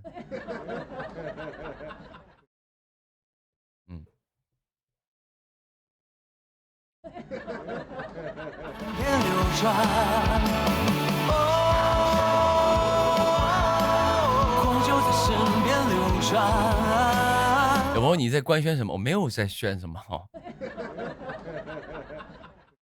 我没有在宣什么。朋友们，你们不要以为我在暗示你们，好像我要就是在说什么东西似的，没有，没有。因为我是这样的，朋友们，我有很多事不是不能跟各位分享的。就比如说当时你们很多朋友在直播间说啊，宁哥，我想吃零食，你什么时候代言个零食啊？其实那时候已经拍完了都，上我家早拍完了。但是人家品牌有品牌的宣传节奏，品牌有那种给大家一个 surprise 的感觉有一个就是惊喜的感觉。他会什么呢？他会就是他有个宣传周期，因为他要准备物料，然后包括铺一些什么东西，包括那个一些宣传上的东西，他要统一的节奏。那个时候跟我在直播间，宁哥什么时候代言个那个零食？我只能说人家没找我，但都拍完了，其实都。所以呢，包括我其他的什么的工作安排，你们问我其实没有任何的意义，因为我不可能嘴巴巴的，我是可以说我自己的事儿，但是别人的事儿我是不能巴巴往外讲的，因为人家有自己的宣传节奏对吧？是吧？人有自己的宣传节奏，有朋友懂了，你懂个屁，你懂个六，你懂。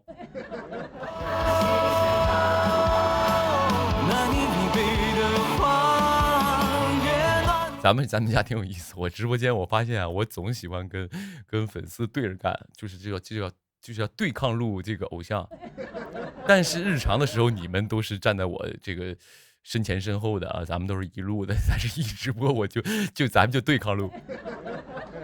你们有的时候也跟哄孩子似的，在那哄着我啊。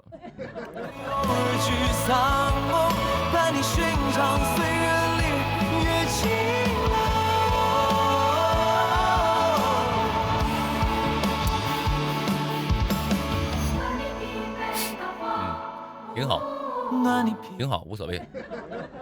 有句歌不是这么唱的吗？等到世界毁灭了，我牵着你们的手一起去太空，哪怕真的很空。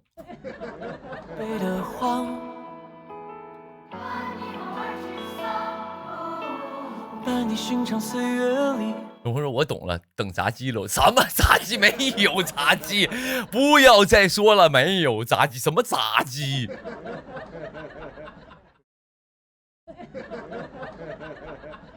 没有炸鸡，炸什么鸡？炸鸡？有朋友说音乐声音太大了，这是我的歌声，你竟然嫌我的声音吵闹，你什么意思？这是我的歌声，这是在放刘宇宁的歌曲，这么好听的歌声，你说声音有点太大了，吵到你了是吗？你的意思我唱的歌是噪音是吗？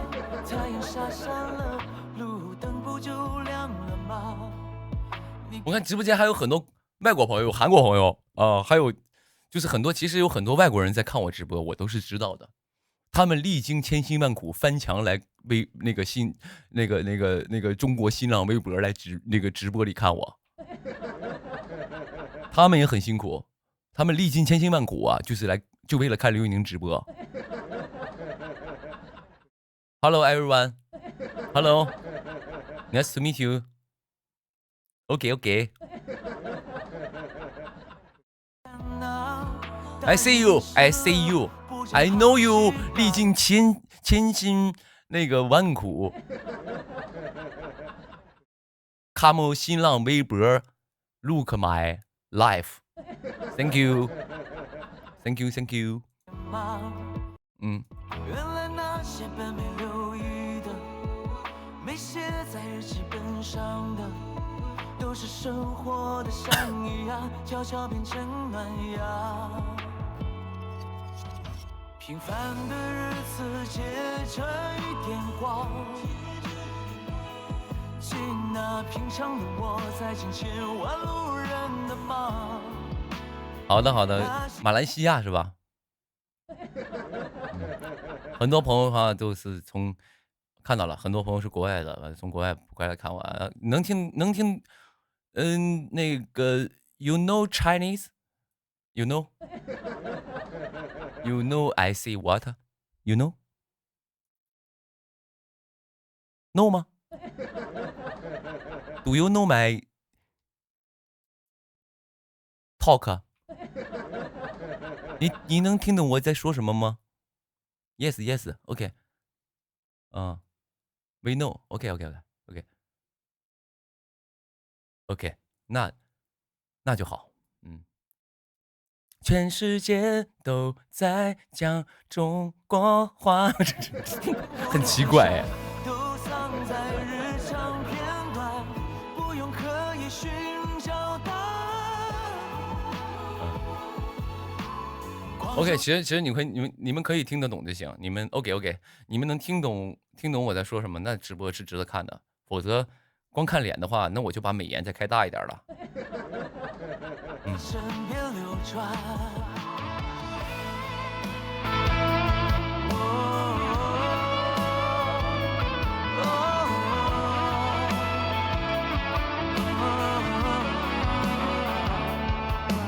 总习惯去想什么诗和远方，走在这个城市里，谁不是渺小的尘埃呢？但是尘埃在阳光底下。有朋友说宁哥你今天双眼皮特别明显，双眼皮特别明显，最近8天没出现嘛，去割了个双眼皮了。这不是打算没有拍戏了吗？朋友们，把这个脸整一整，割个双眼皮，显得浓眉大眼，看起来正义一些吗？看起来不是这样，看起来像个好人一点吗？贼眉鼠眼的，容易被人当做坏人呀。属于之物啊，你说对吧？宿命朝阳，热爱会滚烫。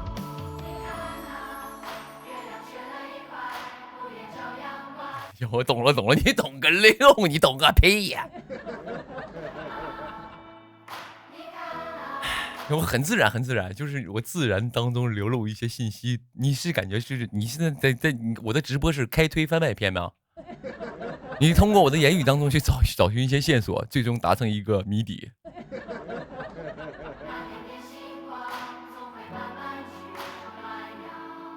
你看那。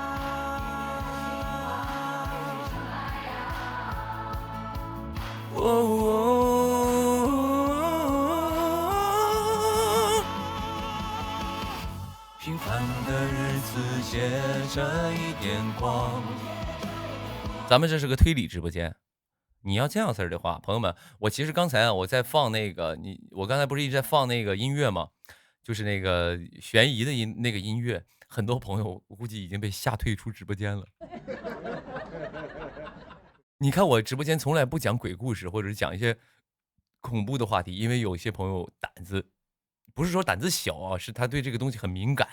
我放点恐怖的音乐，他都会就是那种离开直播间。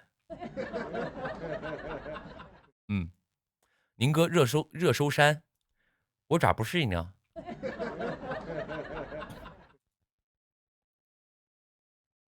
真的假的？我不信，怎么可能？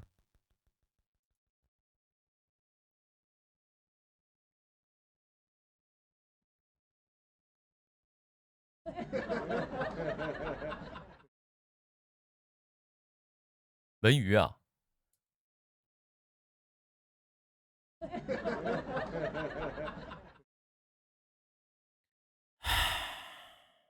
你看看。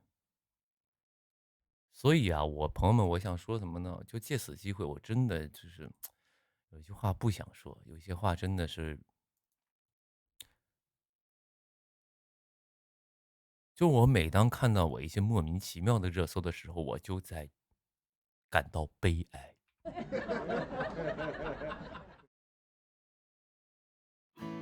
就是我什么时候发一首歌，各位能如此之关注？什么时候我上一部剧，各位能如此的钻研？好像作为艺人来说，作为一个演员来说，作为一个歌手来说，你最关心的就是他私生活那些破事儿。但问题跟你又有何干呢？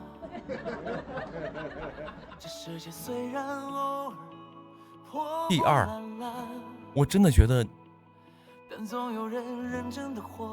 我什么时候打个比方，我刘宇宁在直播里给大家带来快乐，对粉丝有一个陪伴的作用，这么正能量的行为，你不给我上个热搜，不是说新浪微博的意思，就是大家没那么关注，你知道吗？我就觉得很无语，就是你正儿八经干点事儿，你就是上不了，但是你整些歪门邪道，哐哐就上。那我们以后就要搞歪门邪道吗？这件事儿吗？正能量在哪儿？正义又在哪儿？都藏在日常片段，不用刻意寻找答案，光就在身边流转。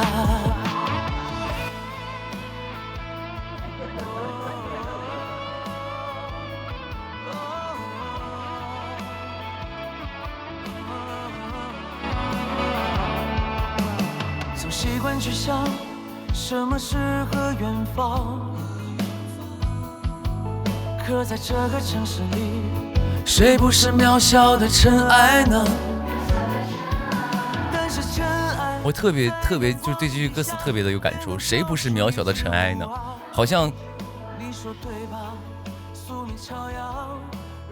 这是就算是尘埃又怎么样呢？我在阳光底下也能跳出一支舞啊，你说对吧？你说对吧？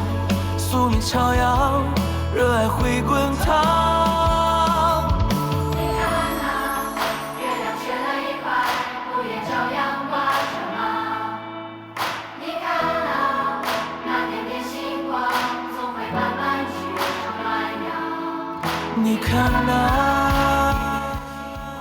没有，我只是觉得，我在做这个行业，我作为这个行业里的人，或者是我作为我自己，我觉得我自己很悲哀。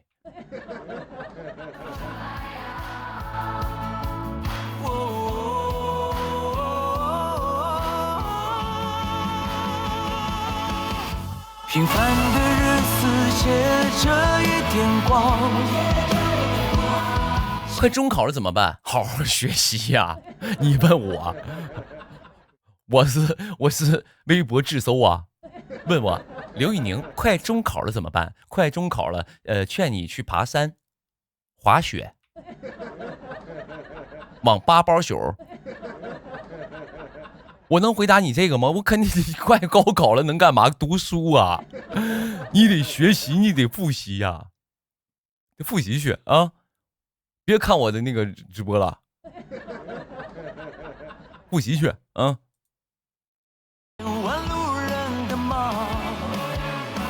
天太热了怎么办？我觉得你需要看一部动画片，叫做《海尔兄弟》。这朋友问老大，天太热了怎么办？你看一部动画片叫《海尔兄弟》，里边有一首歌说，那个歌是怎么唱来着？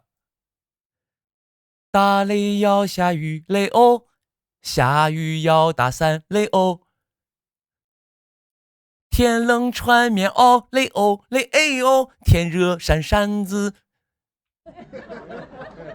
人告诉你了，你看动画片都能学到的知识，你到我这儿来要求解答。天太热怎么办？天热扇扇子，动画片歌曲告诉你了。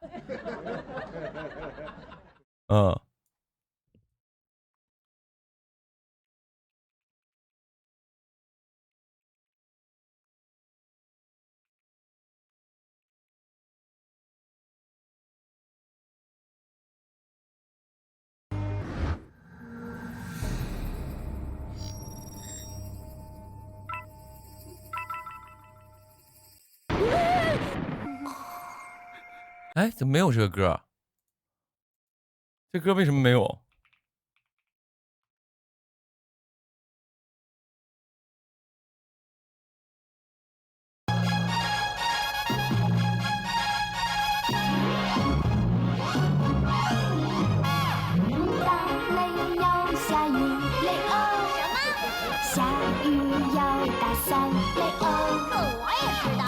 还有捧哏的，还有捧哏的。你看我们小时候接收的东西是多么的原始，多么的好听。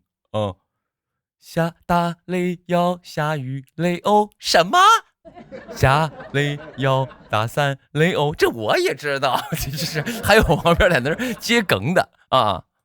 穿棉袄雷哦雷哎呦，天热扇扇子，只会就是说呀。那小孩怎么赖赖唧唧的？小时候没挨过揍，人唱歌在那边上接梗，我还得赖赖唧唧的。说呀，欠你的，教你知识呢，你这么的莽撞。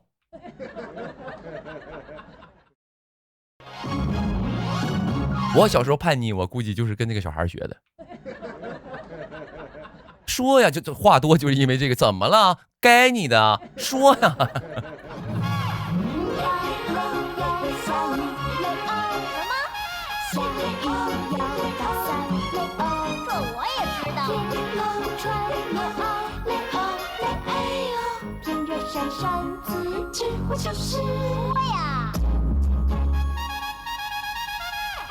你就会那3句，你让人家说，你在那说呀，你倒是说点不一样的出来啊。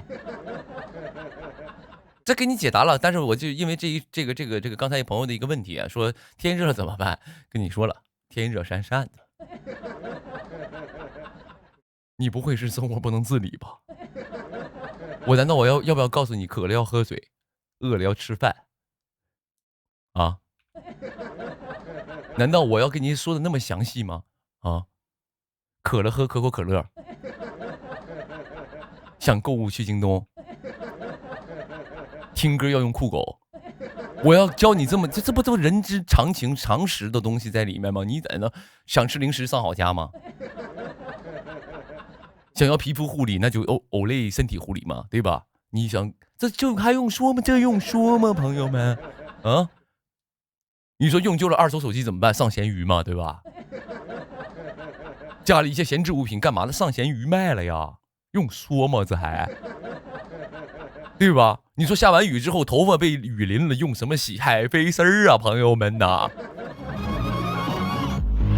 对吧？头发洗完了，你这衣服也湿了吧，对不对？碧浪洗衣液泡上呀，这种东西还用我教你们？这不都常识吗，朋友们啊？这些常识不跟天热怎么办？要扇扇子是一样的常识吗？以后我写首歌，渴了怎么办？喝可口可乐。被雨淋湿了怎么办？用海飞丝儿，就是这种吗？为什么？为什么有光的夏天？是个难题。还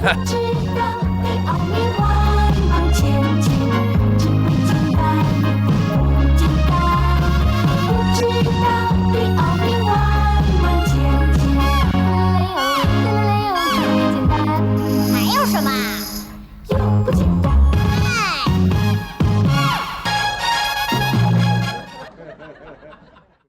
为什么呀？你倒是说说呀！他这小孩，我不知道这小孩是谁啊，咱没有不尊重人的意思啊。这小孩我就开个玩笑，就是说这个当年的一个音乐作品嘛，对吧？这小孩他在那就是说说呀，是个难题。他长大之后能干啥呢？给那个斗地主配音，快点啊！那么一个劲儿的，你没觉得吗？啊，他应该长大就是给那个是个难题，他就是给那个斗地主配音的。你倒是快点啊！啊，我等的花都谢了，就一个人儿。为什么会白天下雨？为什么？为什么有光的夏天？是个难题。不知道得奥秘往往前进，只会简单，简单。不知道得奥秘往。你看看，就是这个地方，你看配什么都，你看，是个难题。你看啊，为什么会白天下雨？不抢，为什么有光的夏天？我炸了，不知道得奥秘往往前进。要不起。哎，你看一个道理，一个道理，可以配上，就是他嘛，就是他长大之后，不知道得奥秘往。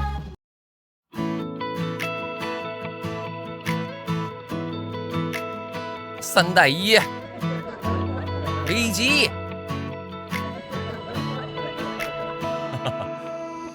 怪闹钟太吵，把美梦都震塌。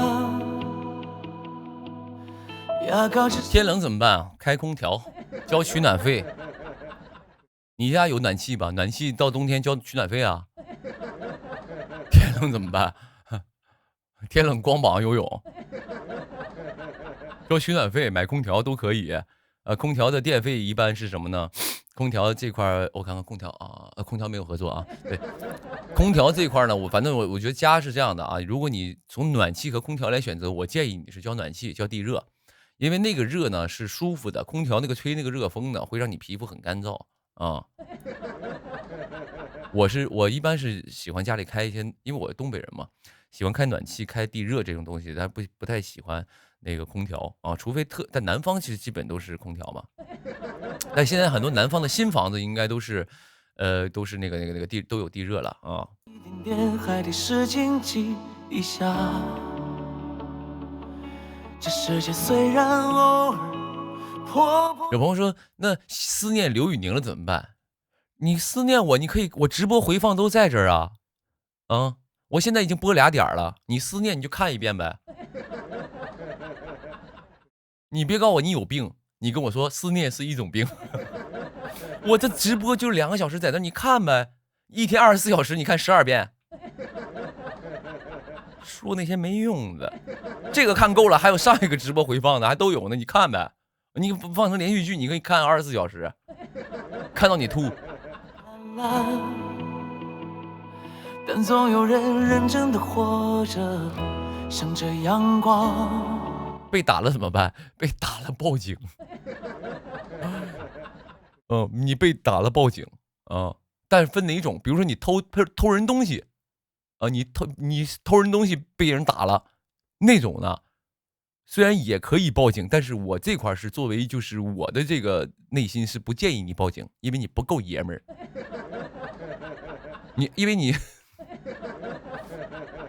因为你偷东西你就欠打。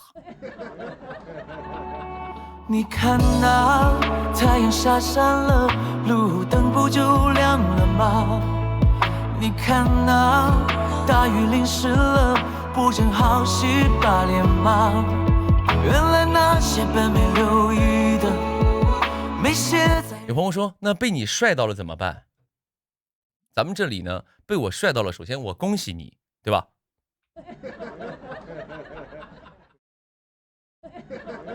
第一，我恭喜你；第二，建议这块呢去配一个近视眼镜。基本上的都是生活的善意啊，悄悄变成暖阳。平凡的日子借着一点光。有朋友说，想被刘宇宁打怎么办？你是想让我打你一顿，然后当时讹上我，对吧？因为咱家很多朋友有时候见我的时候，真的就是表现得很欠打，真的表现得很欠打。我真的有的时候想动手，当然没有了，我就没有了。我甚至怀疑那些一直就是比如说我去哪儿，在楼下堵我，把手机就是差不点要塞我嘴里那种的那些选手，我估计你就是那种刚才那个朋友发言那个朋友，你就想让我打你，然后讹上我。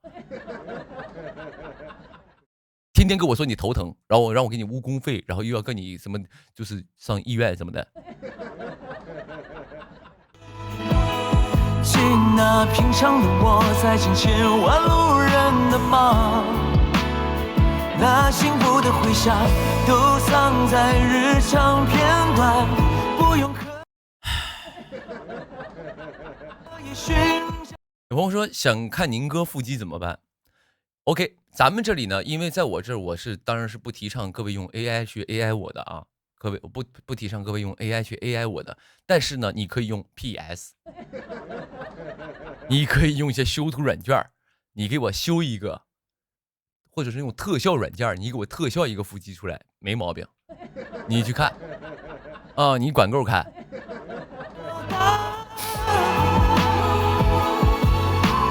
光就在身边流转。有朋友说抵制 AI， 倒也不用抵制它了啊。我看前2天好像是我之前一个采访，然后讨论 AI 的那个东西，又被人拉出来去说了一下，但是还好，没说我什么坏话啊。只要没说我坏话，我觉得可以让大家说一说，也没什么问题。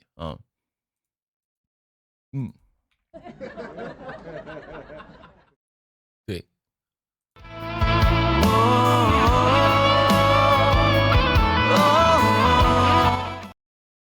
AI 这个东西吧，我觉得就是它就是，你看我说别的，就是我想问一下朋友们，你们有多少人在用那种，就是咱们直播间里的人啊，就咱随便聊天闲聊啊，没有说探讨未来、探讨职业什么，跟业务什么职业什么未来没有任何关系。我就想说各位啊，你们有多少人在使用 AI 软件了？就哪怕微博自搜都算。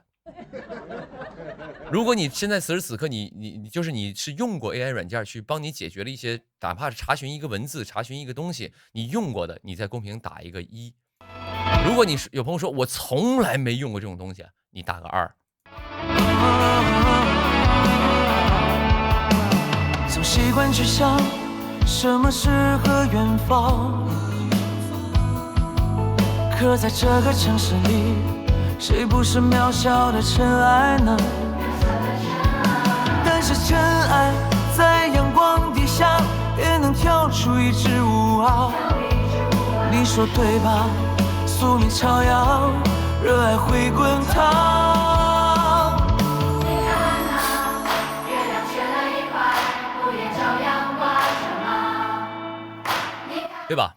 其实我可以说，这个就我这个直播间这一个小小的世界，小小的一个世界，我相信有80%到90%的人都用过 AI。所以，那你为什么要抗拒 AI 呢？那点点星光总会慢慢对吧？你看那，因为它真的让生活很方便。像以前，比如说我查一个什么东西，我可能需要用好多种方法。我可能，而且我也没有人帮我去总结什么的。现在，但是你想要查什么东西，我就给你们看看我就看看我最近查过什么东西啊。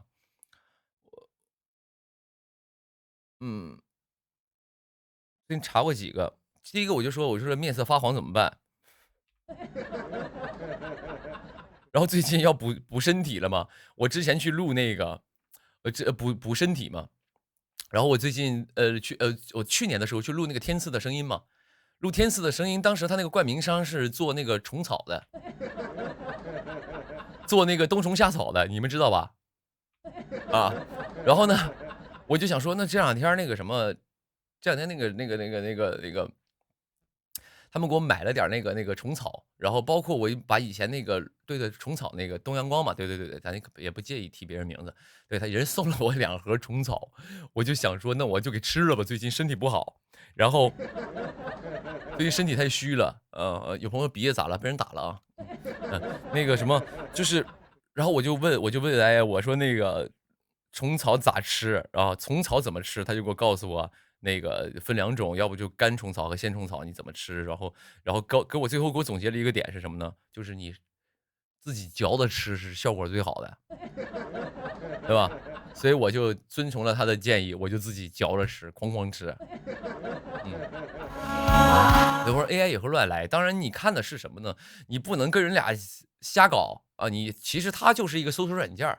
它对你来说，其实它是一个搜索软件，只是它相对智能一些，你不能听它的建议啊。你不能听他的建议，但是你是什么呢？你是这种基本的搜索软件，大概啊，你觉得打个比方，他告诉你一天吃3根最好，比如说就是虫草啊，你跟他说，你说虫草怎么吃？他说一天建议你吃3根，这个时候。我觉得这个是可信范围的。如果他给你的回答是一天吃1车，一天吃1车，这种你听着就离谱的，他肯定乱来的嘛。他跟你说一天吃10根，我觉得这也是胡说八道啊，这肯定的。但是他说一天吃3根，这个答案你是认可的，那你就遵从他就好了嘛。而且他只是搜索了各种的一些文献，各种的一些东西。他说的也不一定准啊。你看还好的什么呢？他目前我觉得有些软件是非常好的，因为它没有广告，不像我以前用一些搜索软件是什么我就不说了，我们也没必要去说。我搜索的时候全是广告，对吧？我搜索的时候基本都是广告，但这个现在目前的搜索软件搜出来之后，他没有给你推荐产品，我觉得他就不会害我。他就不会害我，因为我搜完之后，比如说我刚才说了，我是面色发黄怎么办？如果你在别的平台去搜就是任何的搜索引擎上去搜面色发黄怎么办？全是广告，任何 APP 包括什么，我就不提各个平台了，反正你只要去搜那些东西，他都给你推荐全是产品，全是广告要不艺人给你推，要不主播给你推，要不品牌自己在推，都是这种的，但是你问他的时候，他不，目前我来说，我搜他没有给我推荐过产品，他给我推荐的是让我自己去买菊花、决明子、枸杞这种东西，他说你自己去买这种东西，你自己去买这个去，我觉得他没有说，哎，这里给你推荐一款来自什么什么品牌的，这没有这个东西我觉得这个起码我对他的是有信任的。你喝了吗？我刚刚喝就是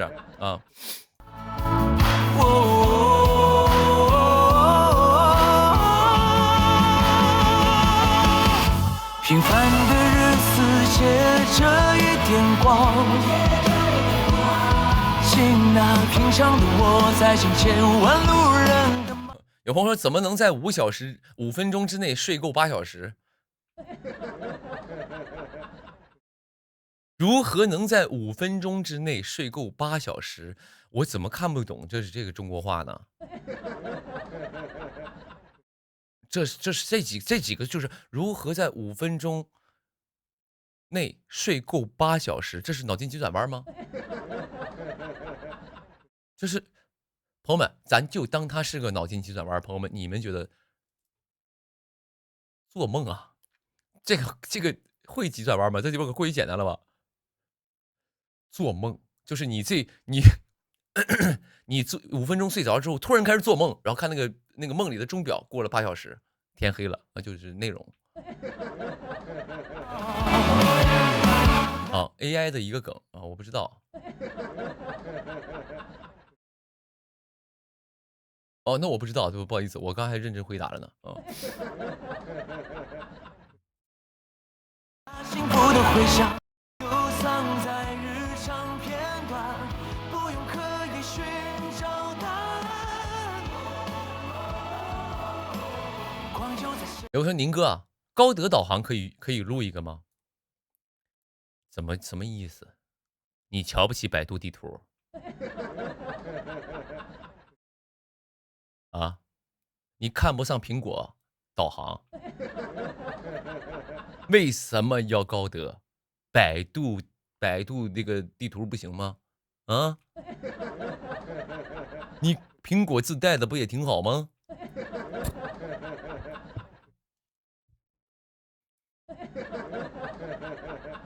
边流转，光就在身边流转。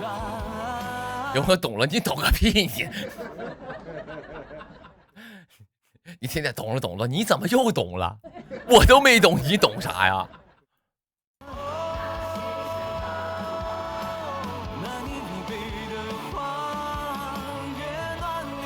就是我是这样的，比如说你们提任何一个品牌，我说我不知道这个品牌，或者是我们不会去做这件事儿，你们就觉得啊，他肯定已经合作了，这什么逻辑？哦，这个真没合作，朋友们。我既然能说到几个品牌同时说出，我说出品牌名了，我可能会说出类别，你们可以去猜点什么东西，但是我只要说出品牌名了，基本就不会合作的啊。哪可能把名说出来啊？就是因为不合作才敢大胆叫嚣嘛，才敢把它跟另2个品牌放一块儿嘛，对吧？才敢同时说3个品牌嘛。有说炸鸡懂了，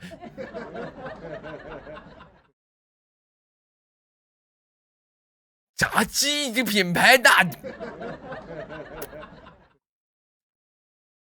么炸鸡？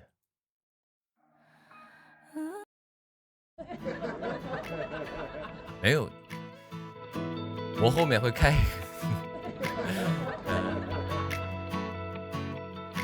有没有天赐去吗？今年我这还真的，因为天赐是我比较想去的一个节目，但是我就觉得今年综艺参加的太多了，我不是太多了，我是没时间了，主要是档期不行啊。不一定啊，不一定啊，就反正到时候去你们就看，不去你们就也看啊，也看。去你们看，然后不去你们也关注人家节目啊，多不好。对，因为不一定有档期了，因为我6月份地球开始录，地球第2次出国开始录了，6月份的时候，然后一出就出半个月嘛，去国外半个月，但是很开心。然后就是那个开推啊，也6月份也要录完了，开推快播了啊，开推也录了几期，也要播了，然后后面要录开推，还有那个音乐原计划，如果今年应该也会搞音乐原计划，搞的话，今年肯定也是，如果有人邀请我啊，人可能不邀请我的。因为袁建华如果邀请我的话，今年还是得去啊，因为为啥呢？因为我觉得去不是为了工作，我就想收歌啊。作为一个歌手来说，肯定要收歌嘛。对，那也不一定啊，也不一定有时间，我不知道。我因为有朋友说那个是不是要进组了？不。那个我是这样的，我最近这一年我就觉得我在想，我还有哪个部分是没有让我觉得能够去在这个行业里去展示的东西。我想了一下，是什么呢？就是是什么呢？篮球。对。所以呢，我除了工作以外，我接下来所有的时间呢，我要进入一个训练营去学篮球去。因为总有人问我，因为我很多朋友就是那种天天那种就很厉害那种人，就问我说：“刘宇宁，说打篮球去啊？”我说：“我不会打啊！你这么大个，你1.9米不会打篮球？”就我被说了这么多年了，我心里过不去这坎儿。所以呢，于是我找到了一个教练，我跟他说：“我说教练，我想打篮球。”我准备空闲，只要就是我觉得我应该我得花点时间去研究这种事儿了。我就是干什么我就得研究它，所以剩下我大部分时间我要去学篮球去，我要进入一个训练营，打篮球去。对。有朋友我以为是高手，你以为我挺会打对不对？我看起来是像会打的，但是完全不行啊，体育这块不太行。体育就是朋友们，你们可能感觉宁哥好像这么大个，哎，有的时候感觉从影视剧当中，你觉得，哎呦，这人就是一看就是一个将军啊，就还行，就没那么的，就是白白嫩嫩什么的啊，就感觉这个人还行，感觉我还行，但是，我最擅长的体育运动是跳皮筋儿。和踢毽子。我太擅长踢毽子了啊！有朋友哈哈哈笑什么？踢毽子不是像你们想的那种只有小女孩才玩的游戏。我们丹东，你在场肯定有丹东人，我们丹东特别喜欢踢毽子。我们丹东人特别喜欢踢毽子，也不知道为什么。城市的风情如此。城市的风格如此，特别喜欢踢毽子。你去那个晚上，你去江边啥去或者广场一看，都是踢毽子的，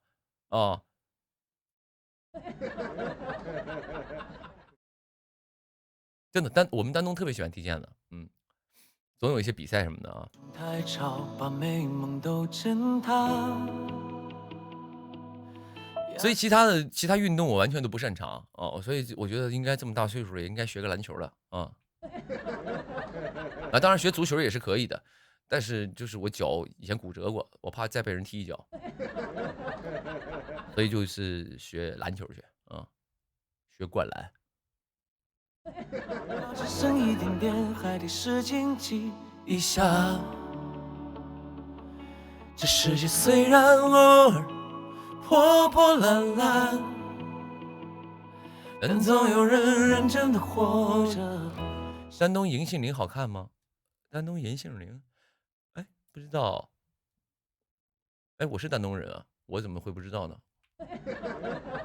丹东就有一条银杏大道，有一条街，那条街左右都是银杏树，然后银杏树是那个我们丹东的市树嘛，然后那条大道左右都是银杏树。到了秋天那个时候，那个银杏一落下来，满地铺的金黄的。因为银杏树那个东西啊，掉叶子，我不知道别的树啊，我可能只看过，因为我们那个树特别多。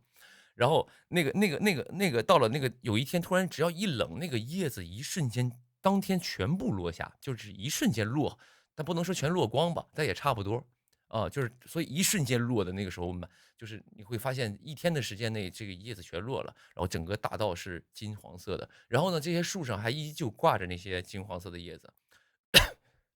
就会那条道就很金黄色的，很好看嘛。对，就是一个纵深的一个路，就那一块就拍点照是可以的，这仅此而已就去拍点照，仅此而已就是去肯定是拍图的这阳光你看那果是臭的，对，它那个银杏果，那个银杏果落到地上，因为它是有一些那个，因为果那个果上面那个果肉是有点臭臭的那种的啊，有点那种脚臭味儿啊。太阳下山了，路灯不就亮了吗？你看那大雨淋湿了。有朋友说，白果就是银杏果嘛，对吧？我们有的时候也吃嘛，像很多那个你们吃过日料或者鲜族菜，他们有我不知道啊，我中餐里很少吃到银杏，但是他们有那个我有时候吃日料的时候，它前面会上一个小盘儿，那个小盘儿里就弄点银杏果啊，我是觉得不好吃，我是觉得一般，但是好像听说，因为它有点苦，它可能，但是好像对身体会好一些，不知道。盐焗银杏我还真没吃过，哦，你有没有银杏？银杏不是有毒吗？我不知道，没毒吧？你吓到我了，银杏为什么会有毒？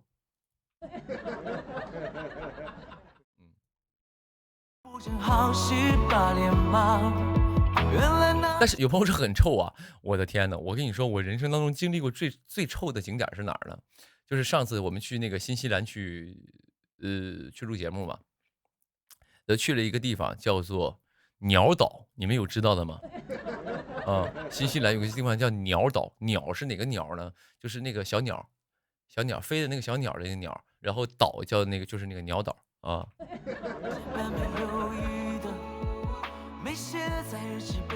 有朋友知道吗？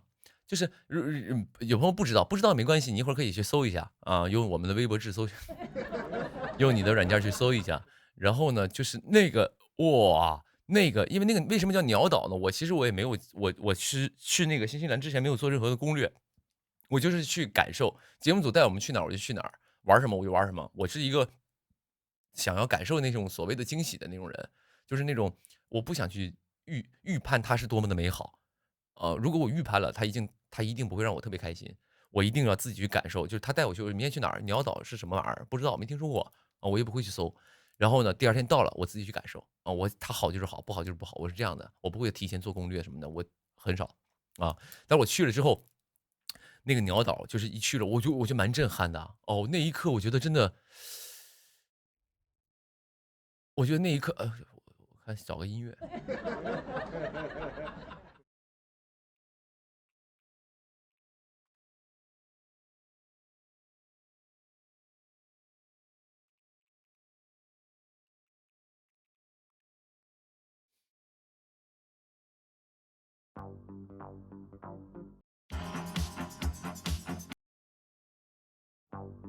没有一个好一点的音乐吗？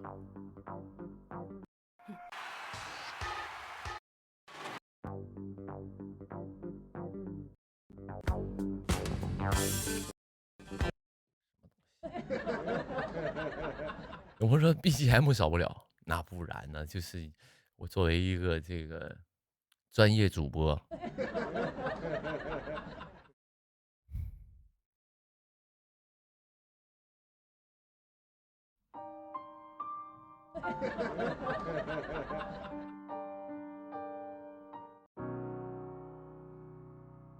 这音乐也不行，找个别的吧，找个稍微。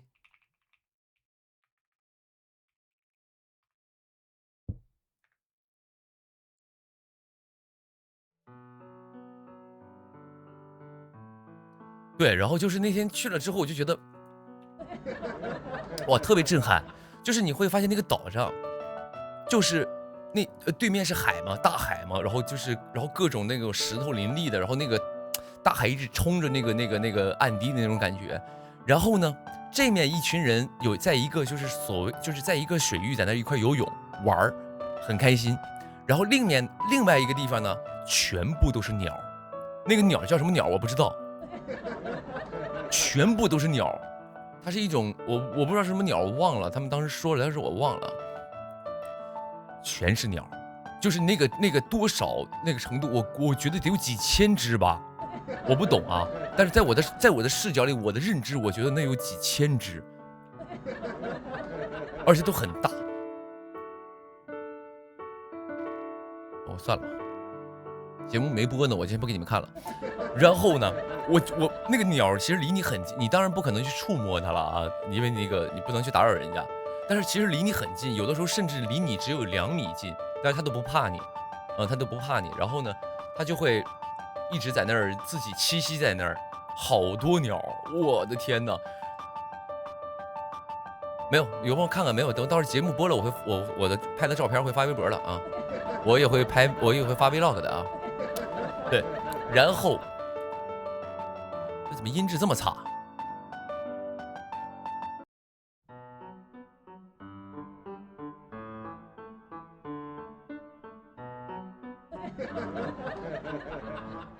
然后就是那个最大的问题就是太臭了。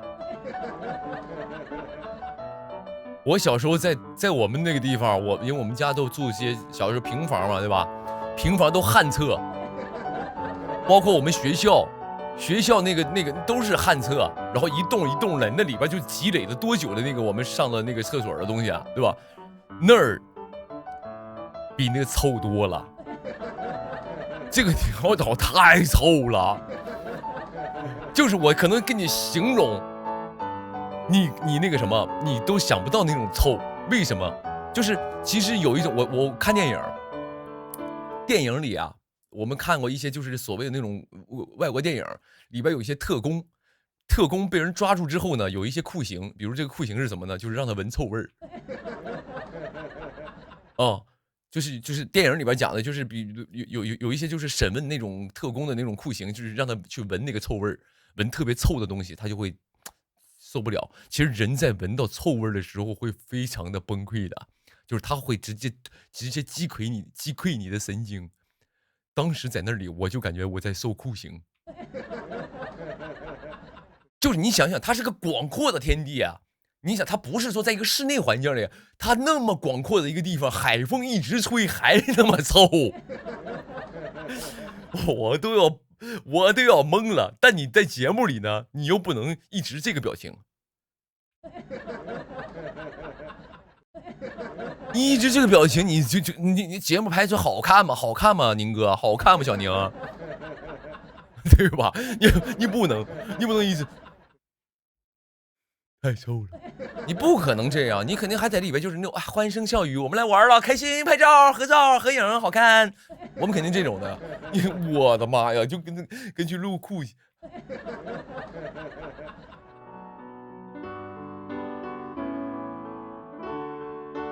但是我想说什么呢？刚才不是说臭的问题吗？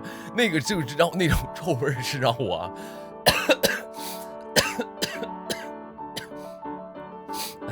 那种臭味是让我到了今天我依旧会记得的那种伤害，太臭了。但是啊，我们话又说回来了。但是那个，我觉得那个除了那个臭味给我记忆以外，我觉得是我去过新西兰所有景点当中，它给我的震撼是最大的。就是它的那个，我去到那个地方，我就感觉竟然会有人类和就是不是竟然啊，只是说当我身处那个感觉的时候，就觉得很美好，因为地球上本来就不是我们人类自己嘛，对吧？动物也是这个原本也是生活上那个也是地球上的居民嘛，我们能够在一个环境下跟它共存，对吧？就是会跟它共存，就是你看我们人就在旁边，他们依旧过着自己的日子，我们也在过着人类的日子，我们不互相打扰。我觉得那个很好，那个画面那种感觉就很舒服啊。但就是我觉得我跟动物是过不了。因为太臭了啊！我觉得我跟他就是我感叹这种美好，但是我跟他过不了。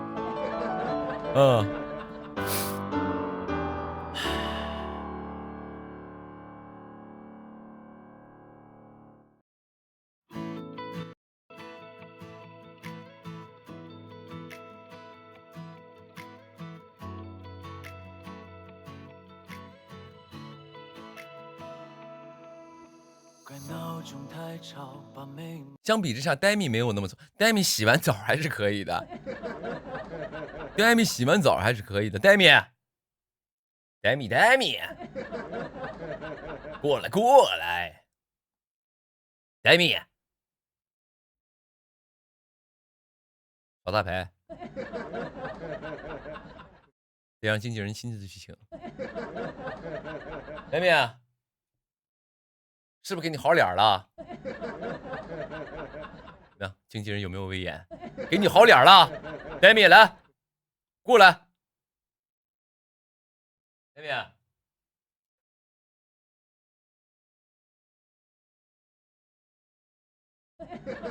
还不来？美美，过来，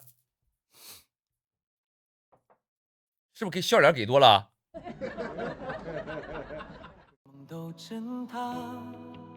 是不是笑脸给多了？牙膏只剩一点点，还得使劲挤一下。来吧。这世界虽然偶尔破破烂烂，但总有人认真的活着，向着阳光。你看那太阳下山了，路灯不就亮了吗？行吧。你看那今天让你稍微的就是那个就是陪播一下。我看很多直播都是边上有那种助播，你今天就是我是主播，你是助播，好不好？可以吗 ？OK 吗 ？OK 吗，老铁？可以吗 ？OK 啊，还行。你不说话，当你同意了啊。大雨淋湿了，不正好洗把脸吗？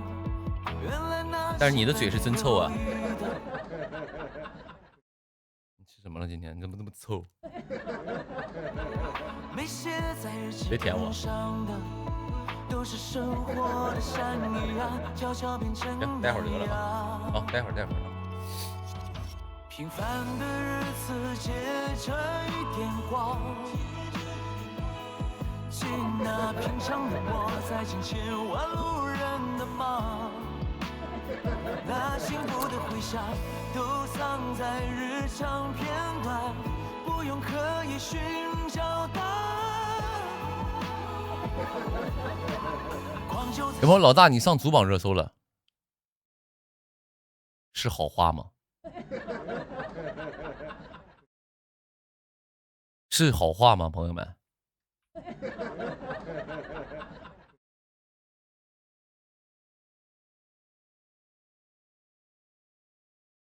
嗯。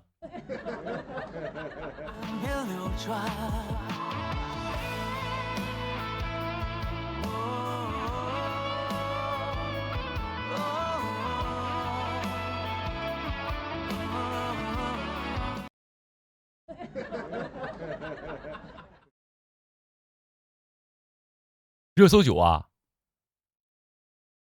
铁证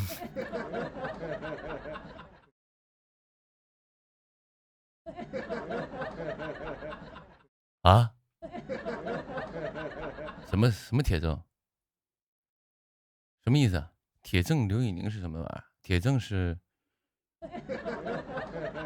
什么？啊？什么意思？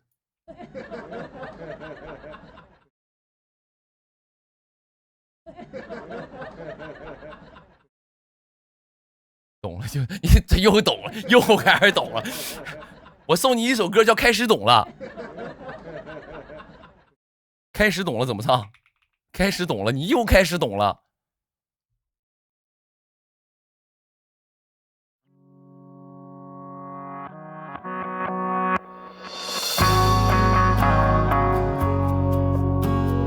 你又懂了，我都不知道你懂什么，因为我都不，你太臭了，你不行。老妹儿，你太臭了啊！你太臭了，你刚才不知道你吃啥了啊？鸭喉管应该是，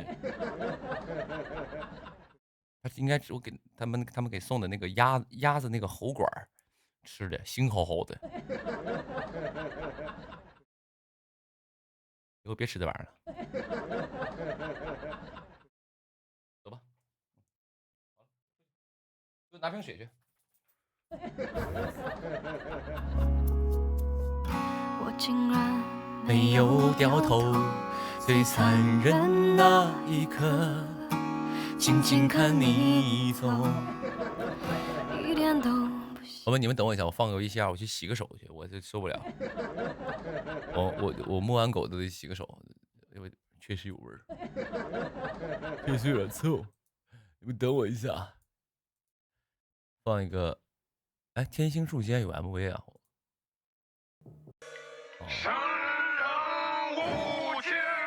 粉丝做的啊。奇妙在身边竟然有 MV 啊！这是彭录的啊。那就放个那个吧，就 Seven Kiss 的吧，对吧 ？Seven Kiss。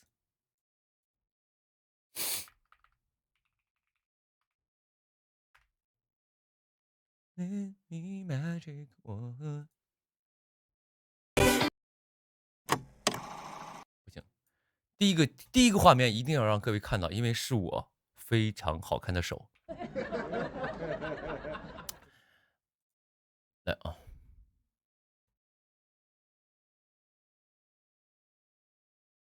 我去拿个水去。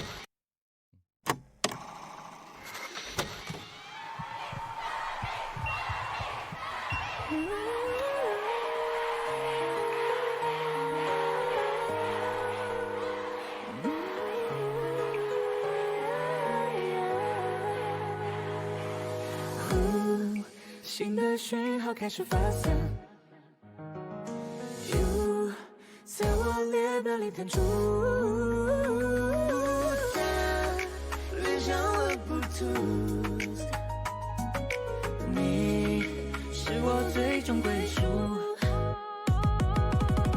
在弥漫的风中吹吹 ，Yeah， 成狗读书的沉醉。破的夜空中，美丽的一刻一直 dangerous， 脑海中离莫他的脸庞也陷入沉睡。混乱与人不同，退潮后的暗流，你牵着我的手，漫步在有声后。心跳在808上面，感受着 bounce baby， 你对我 Amy 的数，被爱已穿透了。If you love me, then don't replace me。厌倦了流浪，我沿着你的轨迹。新的讯号开始发散，歌词密码空气中闪烁。You 在我列表里弹出，我的眼，我的心被你占住。它连上了 Bluetooth， 连上了 Bluetooth， 你是我最终归属。这句话是我对你的回答。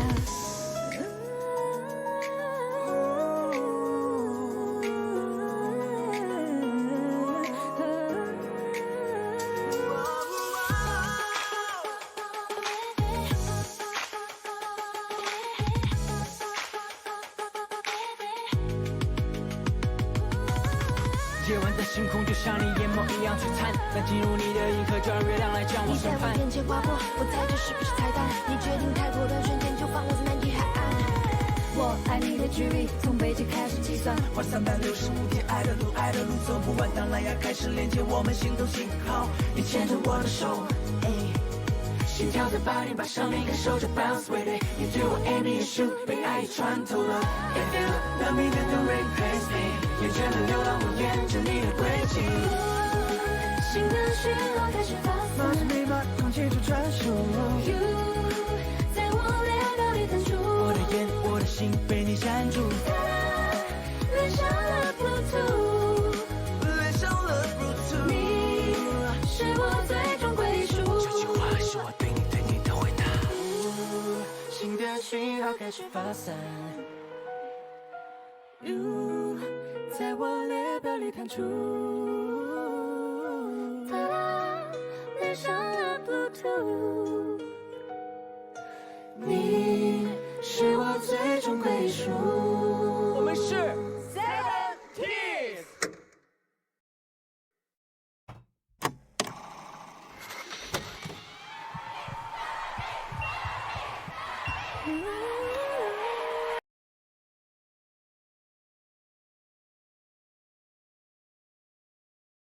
我竟然没有掉头。最残忍那一刻，静静看你走。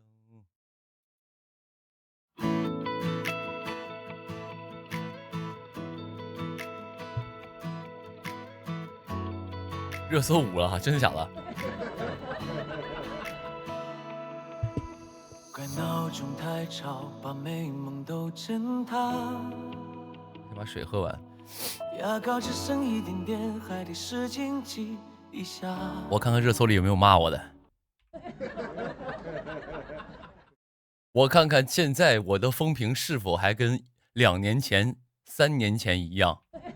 刘宇宁，就刘宇宁敢配他一个歌手去演戏，我的妈呀！那不纯胡闹吗？长那么丑还演戏，天天演，哎呀妈！他唱的歌我听听还行，你演戏算了吧。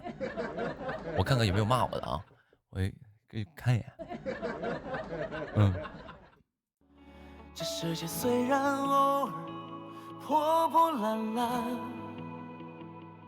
但总有人认真的活着，向着阳光。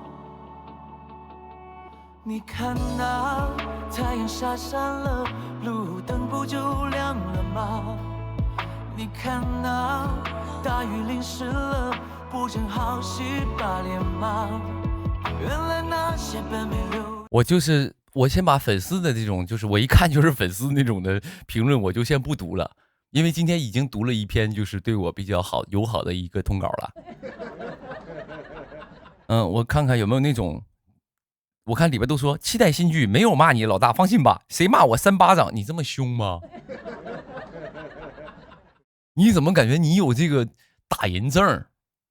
你打人不犯法，还给我删他？你怎么吹什么牛的？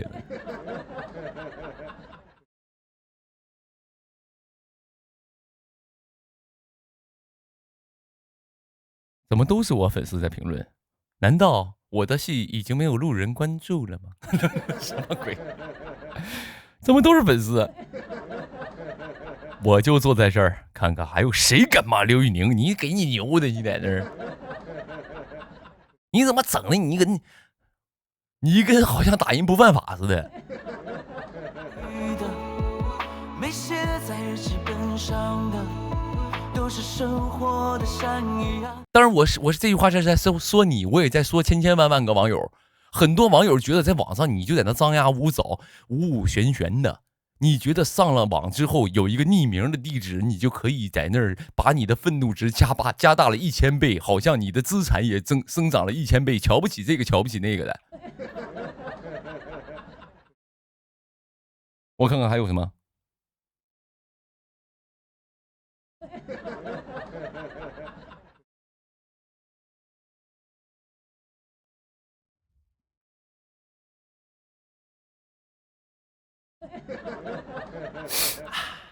好像没有什么路人在说话。我刚才不应该告诉你们，你们就都去留言了。我这么上面一直显示有人在不停的留言，我就看不到就是观众对我真实的评价。什么叫真实的评价？就是称赞。哎，你说这人矛不矛盾？想看到真实的评价，但别人说你不好了，你就觉得他是黑我的，故意的。你只能看得了称赞你的哦，这真实的评价。悄悄变成暖阳，平凡的日子结着一点光，记那平常的我在牵千万路人的忙，那幸福的。还有些朋友在那评论说纯路人，刘宇宁演戏不错，期待。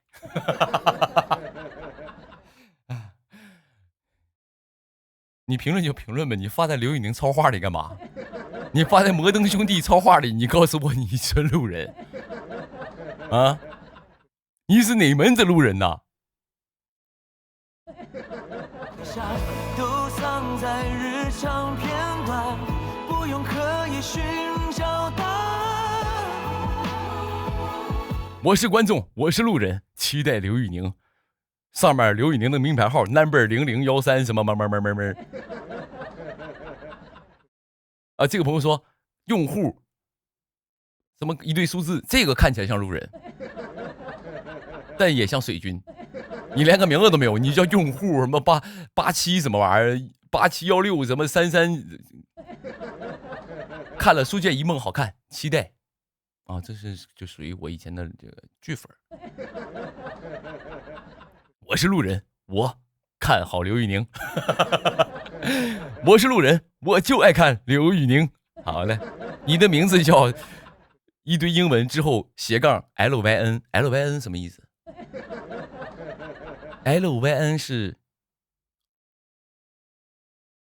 老油呢？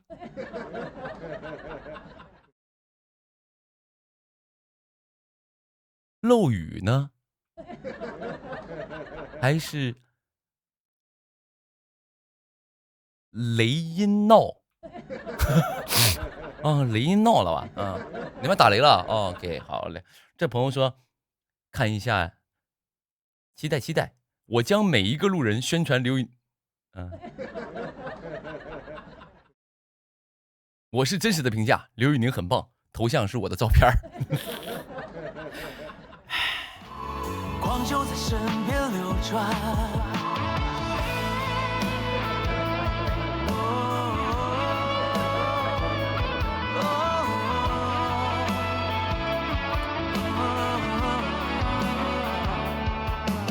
总习惯去想什么诗和远方，可在这个城市里，谁不是渺小的尘埃呢？LYN 是累晕你的意思是吧？是有点累。但是尘埃在阳光底下也能跳出一支舞啊！你说对吧？宿命朝阳，热爱会滚烫。你看那月亮缺了一块，不也照样挂着吗？你看那点点星光，总会慢慢去暖阳。你看那。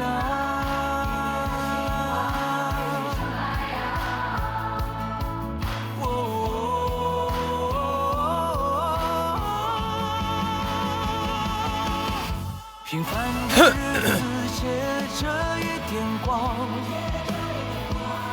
请那平常的我再想千万路人的忙。咋还有人管我叫干爹的？你有病吧？我没同意，然后你自己认个干爹。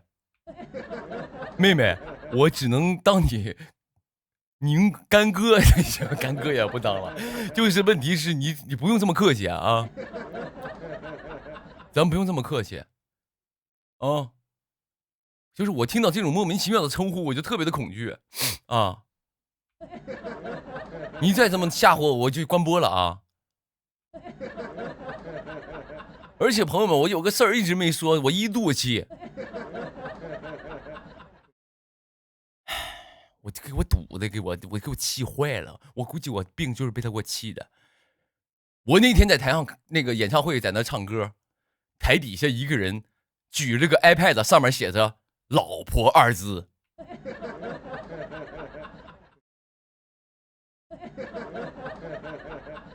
我开演唱会的时候，下面举的那些牌子一般都是什么呢？一般都是他们来自的地方，因为咱们有一个默契，就是你告诉我你来自哪儿了，要不哈尔滨啊，要不吉林，要不这个沈阳啊，要不海南、三亚什么各种的地方，都是一些地名。他直接写“老婆”2个字，我当时在台上啊，我说那天怎么越唱任何歌都有点恶心。现在想想都恶心，别搞啊！我当时我为什么在台上没 Q 你？我跟你说，宁哥给你留面子，林哥。第一是什么呢？第一你确实花钱买票了，顾客是上帝是没错的啊。确实花钱买票了，谢谢。首先谢谢这位朋友的支持啊，但话又说回来了，我作为店家，我也有选择顾客的权利。你在我等于在我饭店里拉屎，你知道吧？你影响我的心情，影响我顾客的心情，我甚至可以把票给你退了，让你出去。我当时为什么没 Q 这件事儿？我怕你被打，你知道吗？我如果在台上我对你表示了一些那个不爽、不悦、不开心，你说你周围那些姐妹是不是你坐在你左面的给你个左勾拳，坐在你右面的给你个右勾拳啊？坐在你后面那个姐妹直接一个下劈腿，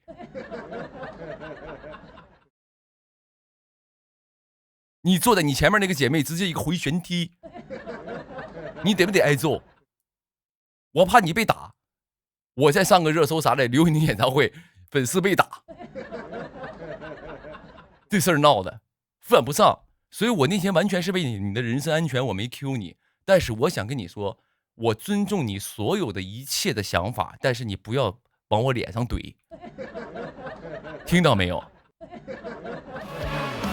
那幸福的回响都藏在日常片段。有朋友说走鸡，我估计他后面一直跳起来给他走鸡啊，跳过去越过前面的人，前面下劈腿之后，他后面翻个跟头，直接给他个走鸡。不用刻意寻找答案，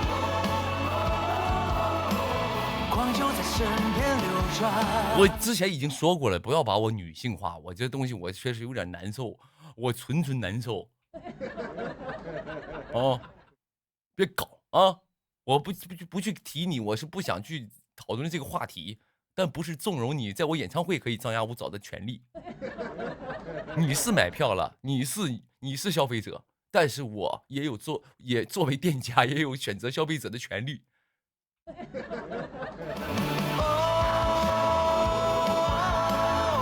就在身边流转。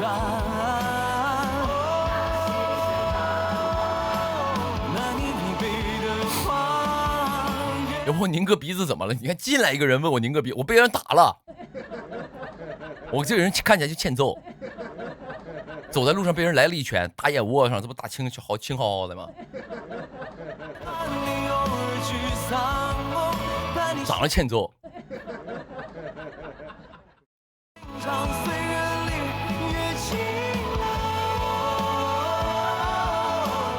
我就在身边流转。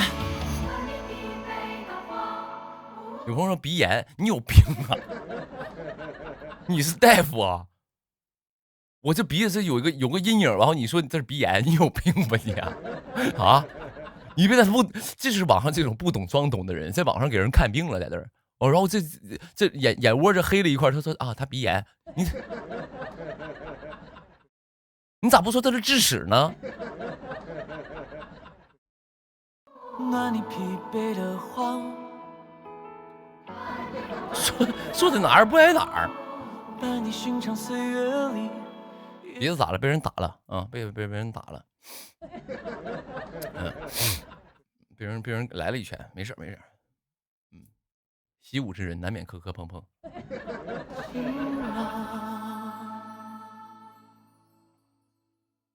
胎记，去你的！还有说是胎记的，行，以后是文娱第一是吧？正所谓文娱第一，武无第二，对不对？啊，这东西比拼不了，行，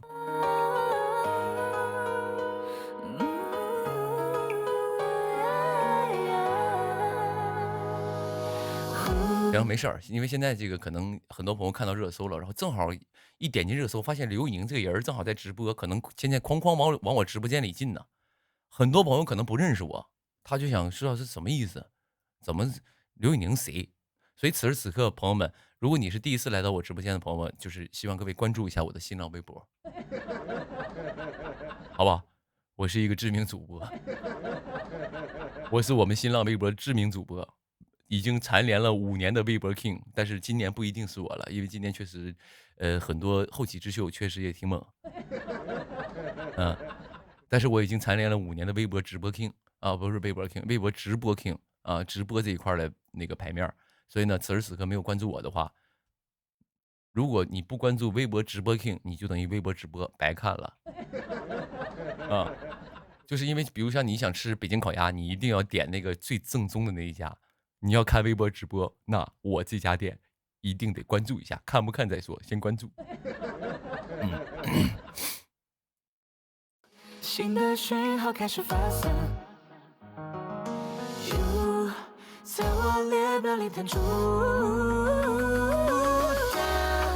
恋上了不吐，你是我最终归属。有朋友说岳凯的跟你合作的原因呗，跟你有什么关系啊？你是我妈呀，我跟人合作为什么跟他合作？我要跟你讲讲。你是干啥的？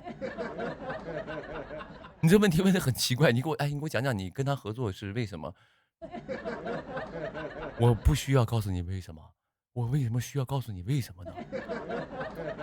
你要解释的，你要说的，我不解释了，原因是因为你骂人家了，你们也跟人喊倒闭了，这事儿也说完也没有什么意义了。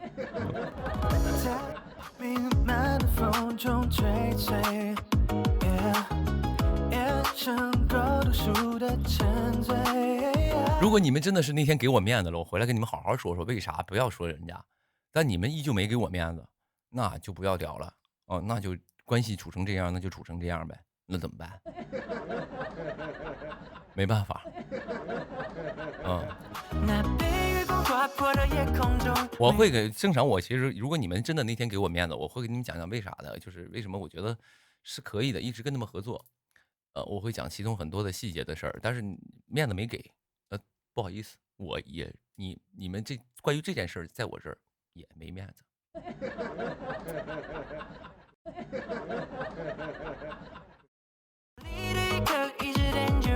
那种离莫他的脸庞也陷入沉睡，混混与人码头，退潮后的暗流，你牵着我的手，漫步在。有朋友说宁哥，你已经到了我叫叔叔的年纪了，那你就叫叔叔呗，都可以，叫啥都行。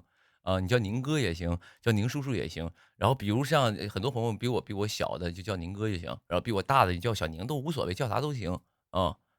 客客气气的就挺好，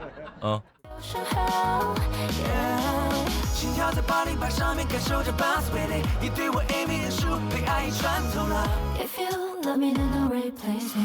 厌倦了流浪，我沿着你的轨迹。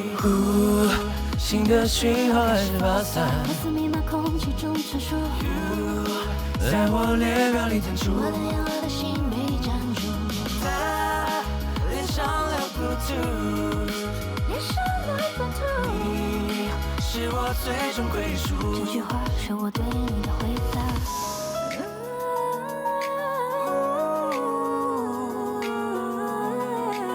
再给你一次机会讲，考虑讲一讲？我不讲了，没什么可讲的，因为合作这一巡已经结束了。你们要是我就不讲了，讲完之后又没完没了，没有意义。但是人家就是，如果我这个人是这样的，我首先呢，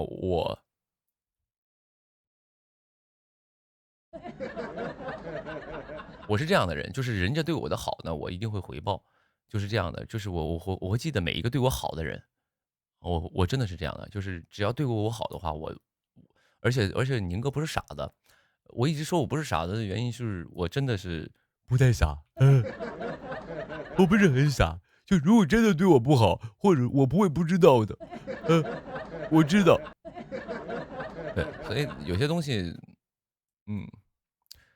不重要，这合作上的事儿，然后就很好。所以我之所以能始终选择一样东西，就像朋友们是这样的啊，你们也出门就是帮宁哥宣传嘛。你说，哎呀，很多这个人找到宁哥合作都是找了一回，第二回又找他，那就说明宁哥跟他们合作的是很愉快的。你们不也这样吗？对吧？你们也不是也出门这样说我吗？就因为确实是有些导演也好，或者怎么样的合作方啊、制片人啊，或者是各种的音乐公司啊、制作人什么的。跟我合作完都不能说成为好朋友嘛，反正都觉得合作很愉快，那下次还找你呗。那其实别人对于我是这样的，那我对于别人也是这样的，就是因为我合作完之后，我觉得非常好，我才会再合作，就这么简单。如果他们有问题，那我一定不合作了。就是他们在他力所能及之内就是他能解决，他故意有使坏或什么样的之类的那种的，我一定不会跟他们合作了。对，所以就是我人是这样的啊。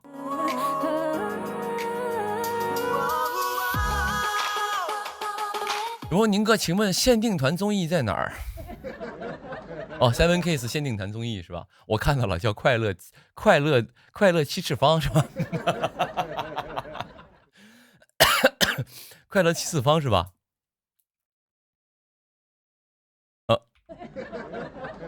是这个综艺吧？你们有知道了吧？哦，我跟你们同一天知道的。快乐七次方是吧？我跟你们同一天知道的。但是是这样的啊，没有，因为当时是给大家讲一下这个是怎么回事，这个我觉得可以讲了，没什么事儿啊。这个是咋回事呢？这个不是快乐鸡翅方，不是鸡翅。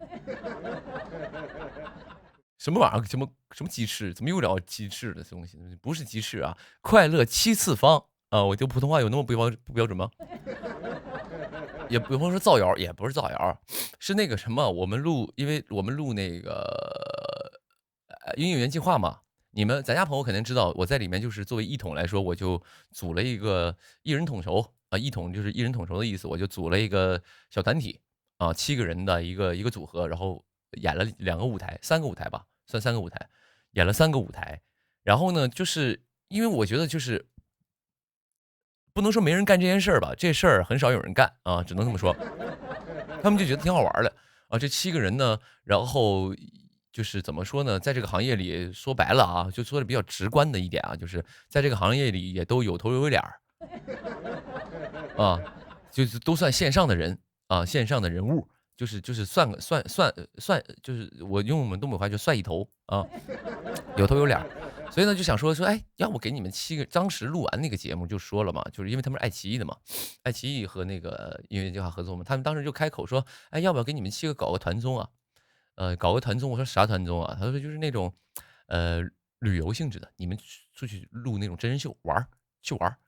我说啊，我当时一听，当然我是开心的，我是愿意的，因为这帮人都很好嘛，而且我们一群所谓的歌手也好，音乐人也好，在一块去通过这个节目去弄点歌呀，或者是玩一玩，都很开心的啊，很开心的。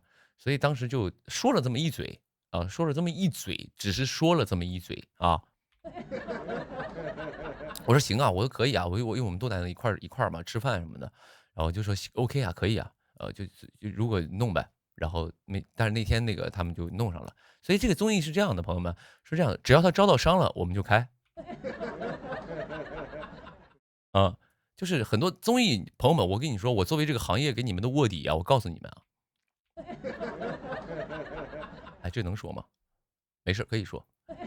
就是你，当然很多朋友在这个也在这个饭圈混久了，也明白，就很多就是比如说放出来这些综艺呢，告诉你会有什么什么综艺啊，会有什么什么综艺，你邀嘉宾谁谁谁，你要这个东西啊，不能说完全没谱，但是都就是你可以先别当个事儿，为什么呢？因为就是这个东西是这样的，就是如果你拉不到投资，这个节目就开不起来啊。但是现在很多品牌都没钱，所以拉投资这件事是非常难的。你只要没人投这个节目，你这个节目就开不起来，因为一个节目也是很多钱的啊，跟一部剧的资金是差不多的。对，所以它整个如果没有投资，拉不到投资，节目就开不了。所以就像我刚刚说的，快乐七次方。啊，快乐七次方，他拉不到投资，我们就开不了。就算他拉到了，我们到时候再说。是这样的，这是第一。第二是什么呢？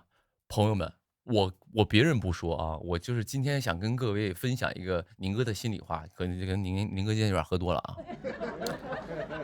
我今天有点就是。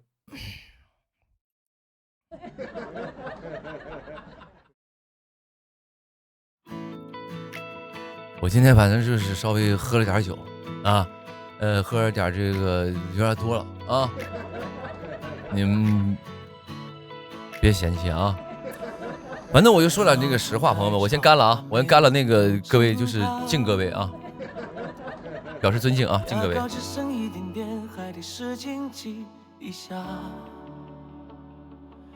这世界虽然破破烂烂，但总有人认真的活着，向着阳光。你看那太阳下山了，路灯不就亮了吗？你看那大雨淋湿了，不正好洗把脸吗？我跟你说，拍可乐广告的时候啊，人家就是我跟你讲，每个品牌有每个品牌的要求。可口可乐品牌的它有个要求是什么呢？就是你凡是，当然我那个喝肯定是真喝啊。然后呢，他说他跟我说，他说宁哥那个喝的时候不用那么大口喝，不用那么大口喝，因为什么呢？因为拍出来不好看，因为拍出来不好看。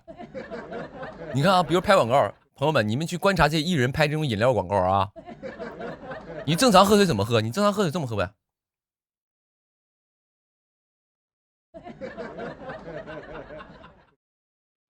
拍出来好看吗？这，我们这好看吗？啊，正常喝水我肯定是这样嘛。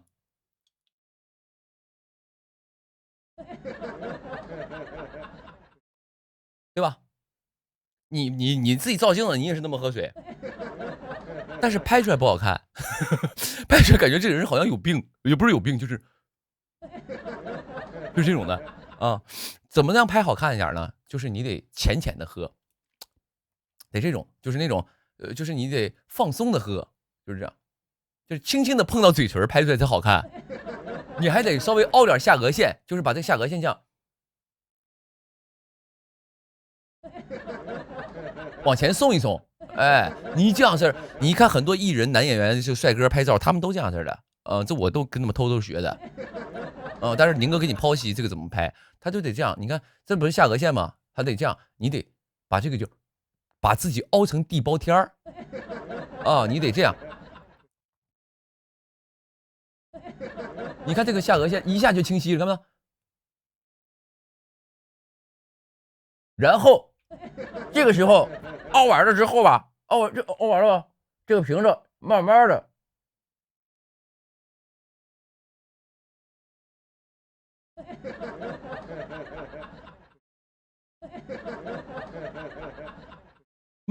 的喝，这样拍出来才好看，你懂不懂？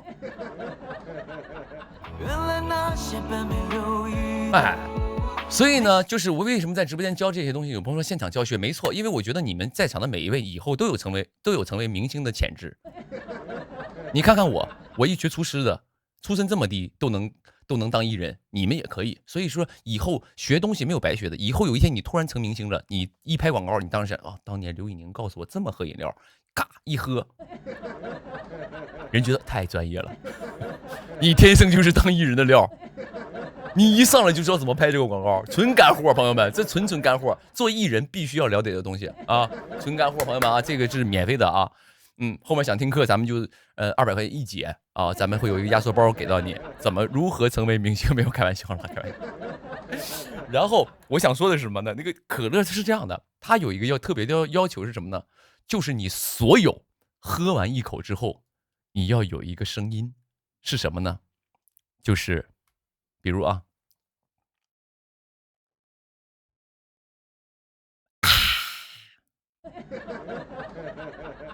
一定要有。在日记本上的都是生活的善意啊，悄悄变成暖阳。一定要有。平凡的日子结着一点光，请那平常的我在请千万路人的忙。我儿子就是这样的。什么意思？你是骂人吗？我说啊，有朋友说我儿子就是这样的，什么意思？你占我便宜啊？幸福的回响都藏在日常片段，不用刻意寻找答案。但是是好的，是显得这个很好喝的一个意思嘛啊！但是就是每一个品牌都有他自己的一个要求啊。对，我刚才不是说有朋友说综艺啊，有朋友说你不说你跑题，你不说综艺吗？你怎么说这个拍广告了？一看这朋友就没有当艺人的一个梦想。不是有一个人，不是有一句话这么说吗？不想当艺人的粉丝不是好粉丝吗？不是啊，不想，不是这句话，开玩笑，就是我刚才对，刚才喝多了嘛，朋友们，刚才喝多了啊，我跟你们说啊，就是正儿八经的啊，朋友们。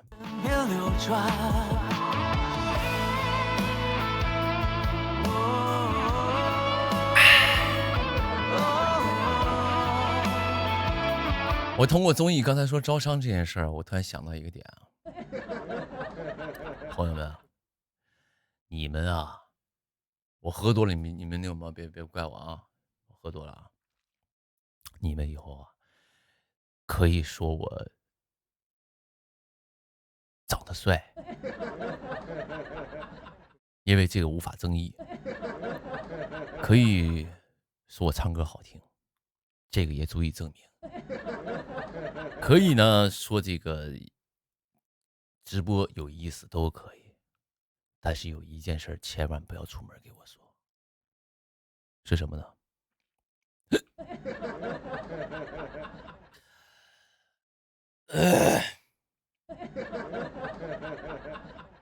是什么？有一件事千万不要出门给我说，扛招商。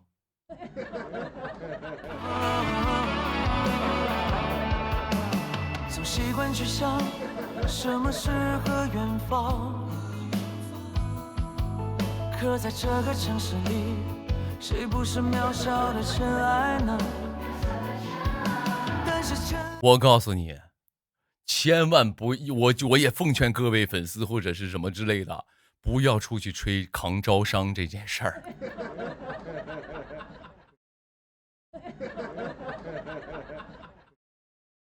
为什么？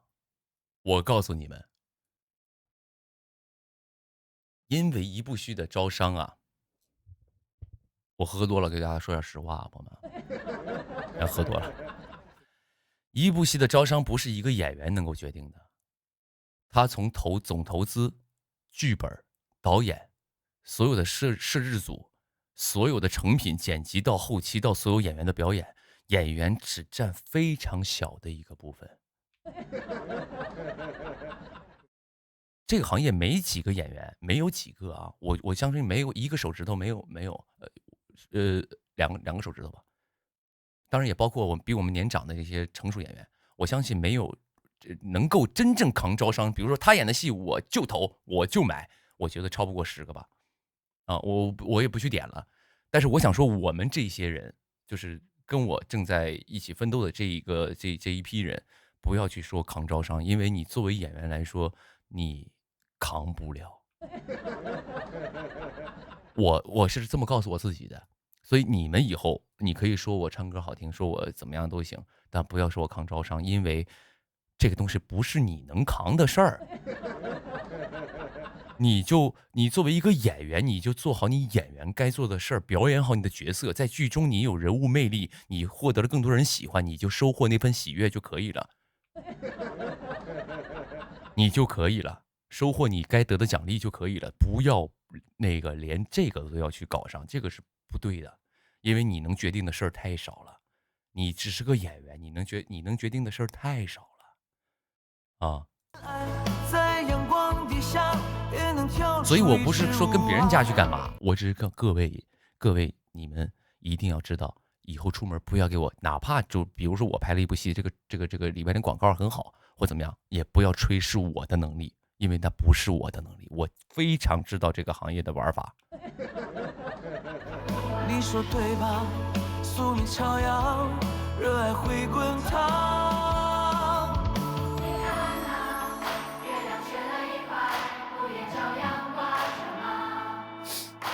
我只能说，我只能扛得起我自己演那个角色，我能对我自己演的角色负责就行了。我对这个剧的招商负不了责，懂吗？啊，因为我不需要莫名其妙去背负一些东西，啊，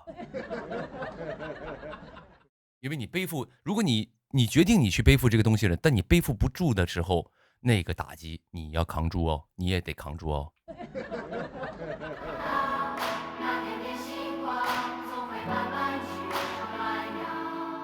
你看那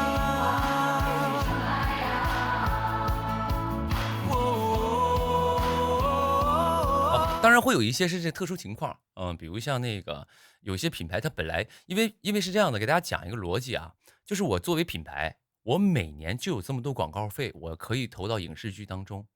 那我投到哪个影视剧当中，我的选择标准是什么？第一，一定是这个剧好不好嘛？第二，这个剧里是否有我合作的艺人？比如说我商务，打个比方，我那个跟海飞丝合作了，那海飞丝想要投广告，那他投谁？那就投刘宇宁拍的剧嘛，因为我是他的那个什么嘛，我是他的那个代言人嘛，对吧？他这样是 OK 的，这种只要你有代言人关系，这种的有可能跟你有关系，因为他每年都要把这些钱投出去，那我投给谁都是投，那我投给我代言人，是不是会有一些联动啊？对吧？这是个好事儿，互利的东西嘛，所以是这样的啊。只有这个是跟你艺人有些关系的，其他的跟你没关系啊。平凡的日子借着一点光，请那平常的我。所以就是各位，就是一部戏的成功绝对不是一个人的努力，绝对不是一个人。你要是一个人能努力，你就不会有铺的戏了，就这么简单。在行千万路人的梦，那幸福的回响都藏在日常片段，不用刻意寻找答案，光就在身边流转。有朋友说，宁哥，你给腿买保险了吗？哎，朋友们，我不知道为什么啊，就是我每次听到这种话的时候，我脑袋都会有两个想法。你可能朋友们听声音就会听一种，但我听出来是两种。就第一是，宁哥，你给你的腿买保险了吗？因为他叫我宁哥嘛，首先是他是觉得我什么呢？他是觉得我，因为他有可能是我粉丝，对吧？他觉得我的腿可能很长，对吧？1.13米大长腿，什么心形腿。他意思给你的腿长得很好看很长，你给你的腿买个保险啊，因为这个是很重要的一个点，这是第一。第二，他要打断我的腿，这人是我的黑粉，他上来可能是提了个棒球棒了，说你好，你给你腿买保险了吗？ OK， 买了是吧？我打折你的腿。光就在身边流转，就是意思你给我小心点儿，你给我小心点儿。这是第二，对吧？这是第三，是他本人是卖保险的，他就是到我直播间来给我推销呢。他说那个宁哥，你的腿买保险了吗？我说没有啊。哦，我这里有一份这个非常好的一个保险，就是我这里是有一个最近我们出了一个新的业务，凡是你腿磕破一块皮，咱们这块都会有全方位的一个医疗，他来卖保险的了，我这是啊。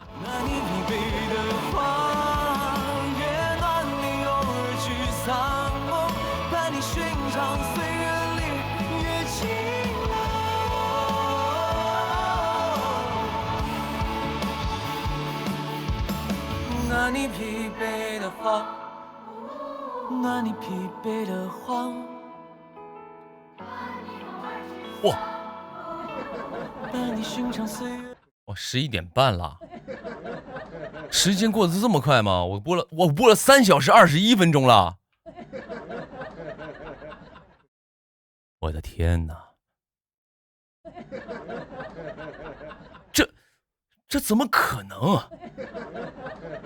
我竟然播了这么久！今天星期几啊，朋友们？今天星期几？以前播4个小时，以前不年轻吗？今天星期几，朋友们？我确实没看到啊。哦，周二是吧？周二，明天你们还上班是吧？那这样，我今天就。因为我后面可能会一直在忙，我下次播，因为确实也不能说，有可能是后天就播，有可能是明天就播，但是也有可能很久不播，因为我后面有一堆事儿要开始忙了。对，我明天还得拍商务。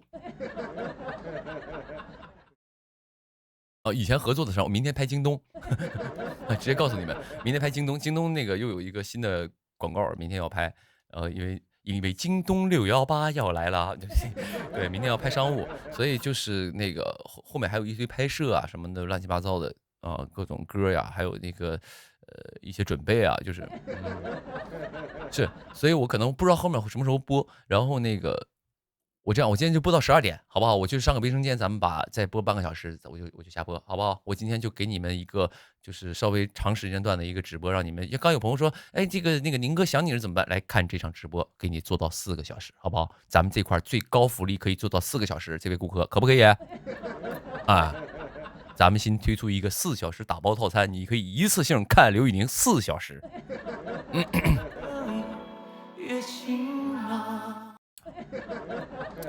放个 MV 啊，我看看，放这个。真正的强者，真正的强者从来不是胡说八道。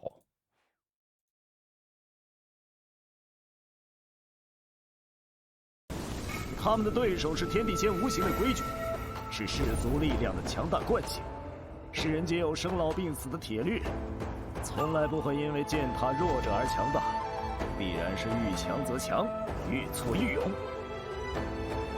把江湖沉入陈年酒，醉眼望断时而重楼，袖线挑落风雪落宽处，梅花提了旧恩仇，长街绚烂褪色灯笼，照见指尖檐下暗涌，马蹄卷起孤雁回首处，残碑刻满了青松，至此鲜花赠我袖，纵马踏碎琉璃球，任他9万里行匈牙尽头，斩断宿命向白昼，天河心入口间流，抖落星辰作千秋，一开千人斩死正道丰收，明月悬弓射鳌首，天地同游。石平安，过来，你在祁墩山用掉的那个剑气，我规个矩，教你一门18庭的运气法子，就当补偿了。把江湖沉入陈年酒，醉眼望断时而重楼，袖线挑落风雪落宽处，梅花提了旧恩仇，长街绚烂褪色灯笼，照见指尖檐下暗涌，马蹄卷起孤雁回首处，残碑刻满了青松，至此鲜花赠我袖，纵马踏碎琉璃球，任他9万里行匈牙尽头，斩断宿命向白昼，天河心入口间流，抖落星辰作千秋，一开千人山色照到丰收，明月悬弓射鳌首，天地同游。老头子，你说的没错，有他们在，咱是有希望的人间。这个人间好看的很。天地同游。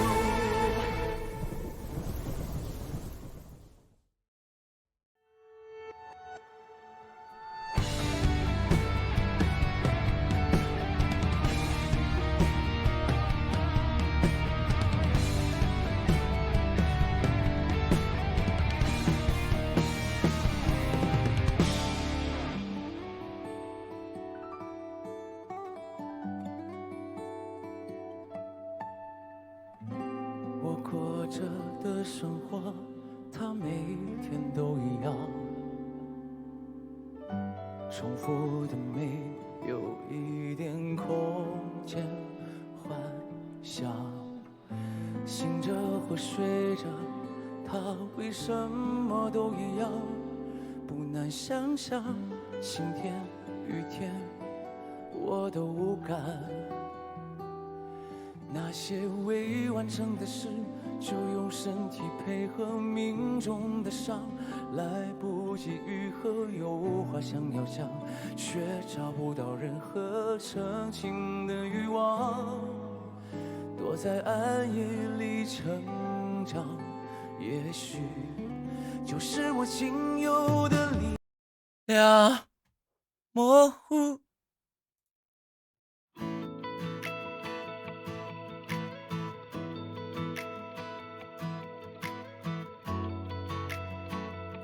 行了，还剩半个小时，咱就是那种别太亢奋了，好不好？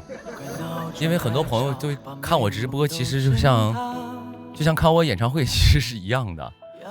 有的时候演唱会结束了，大家会有那个所谓的这个戒断反应嘛，就是可能有些不适应。那很多朋友可能在看我直播也一样，因为可能我一开播，他就拿着手机一直在那陪着我，一直在那看啊，也跟着笑，跟着闹，跟着玩，然后一块儿也度过了这个3-4个小时。那等我一下播的时候，他就会觉得好像空落落的，啊，对，会这样的。然后呢，那再遇到，所以呢，就希望后面稍微给大家的心情稍微平静一点，啊。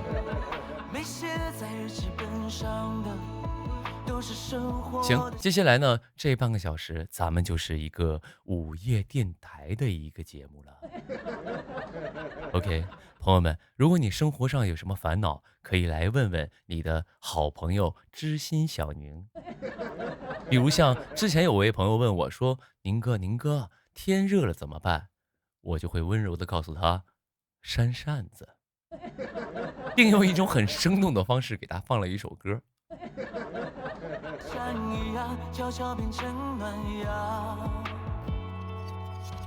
平凡的日子结着一点光。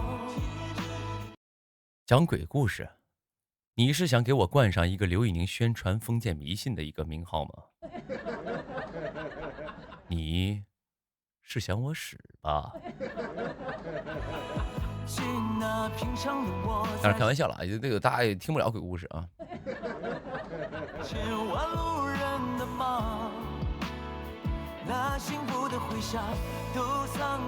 不想上班怎么办？就这种问题，好像每次在直播间里都会出现。一个是什么？不想上班怎么办？不想学习怎么办？不想上班怎么办？不想学习怎么办？就这都是这种的。因为可能大家都现在我很多朋友们都是面临着工作和学习，我觉得是这样的。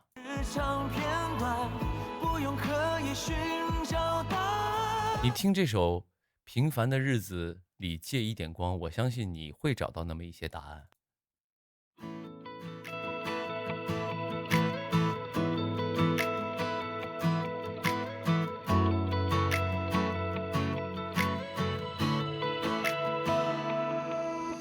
怪闹钟太吵，把美梦都震塌。就是不想工作，不想学习，很正常。我也不想工作，我也不想学习，都一样。我不会告诉你不，你要好好学习，你要好好工作。我觉得说了也没用，但是这是我自己跟我自己说的。你爸妈都管不了你，我能管得了你吗？你可以不学习，也可以不工作，但是结果你承受就好了嘛，就这么简单。你可能不工作，你的生活就会稍微过得拮据一些，你可能要伸手跟你爸妈要钱。如果你觉得没所谓，那是你的选择，是这样的。是这样的，所以我觉得吧，就是还是要在工作当中或者是学习当中找到一些，不能说乐趣吧，是一些成就感。比如说你完成了某一个东西，你会觉得我好棒，我好优秀，我真的还可以，我可以做到。其实是这么一个逻辑。就比如像你在一个工作期间，你觉得说，哎，我工作过程当中我要达成一个小小的目标，比如说我在这半年的工作当中，我要取得一个怎样的成绩，这个成绩不一定要多么的辉煌，不一定要多么的大，但是一个小小的，可能是对自己的约定，说，哎，我从今天开始，我这半年我上班工作的时候，我要什么之类的，要把英语也学一点。每天在工作过程当中，我摸鱼的时候我不摸鱼，我这40分钟我用来学英语、听歌、跳舞、学舞蹈都可以。你让这个工作间隙之间，你会有一些小小的目标，比如说半年之后，那你的英语可能会有一些进步，或者是跟你工作相关的，就是你会，我可能举的例子不恰当，但是我想告诉你，要在工作当中给自己设定一些小小的目标，不是最终目标，是小小的目标，你一定有最终目标的，但是你要设一些小小的目标，当你达成了之后，你就会得成就感，你这个成就感之后找到之后，你再做下一个目标，慢慢的去通过一个一个小目标的完成。去让自己不断认可自己，在这个过程当中，你自然而然就成长了，你也变得更棒了，所以就不会考虑说不爱工作这件事儿了。你可能就想明白了，我要工作，我还是得工作，因为人不可能不工作。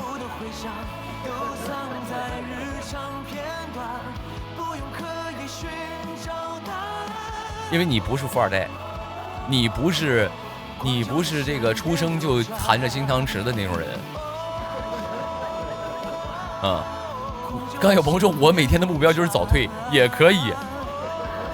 比如说你365天上班，比如说我不知道啊，就算365天，你说365天里我早退300天，这个目标你达成了，你觉得厉害，我占老板便宜了，也是一种目标。没有什么不行的，你自己定。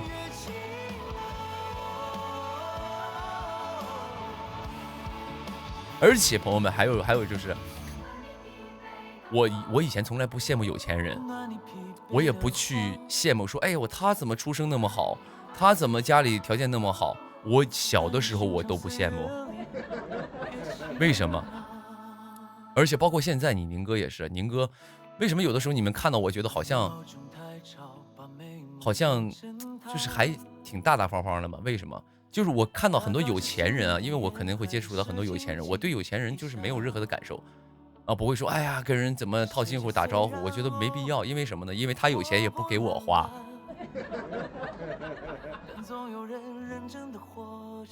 他的钱也不是我的，我就正常对待就好了。我不管你是多牛的人，多棒的人，我尊重你是没问题的，但是我不会羡慕你，我也不会，因为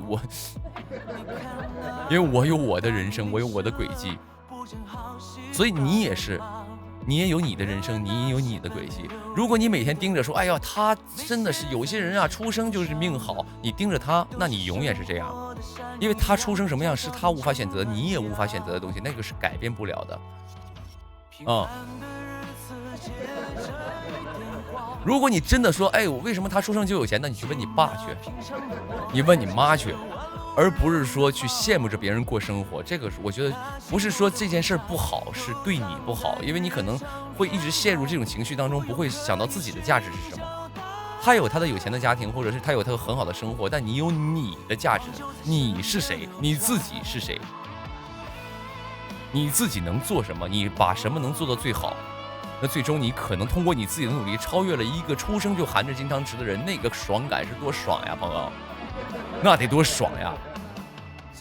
所以我出门现在从来不避讳我是一个网红出身，我一个网红混得这么好，混得比你那些所谓的专业院校、所谓的这种什么捧的这种人混得都好。我觉得这个，我虽然说这话有点难听，但是在我心里我会觉得我很棒，我很棒。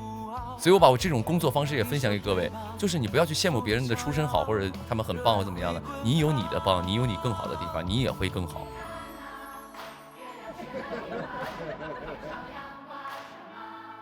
你会觉得你自己很牛的。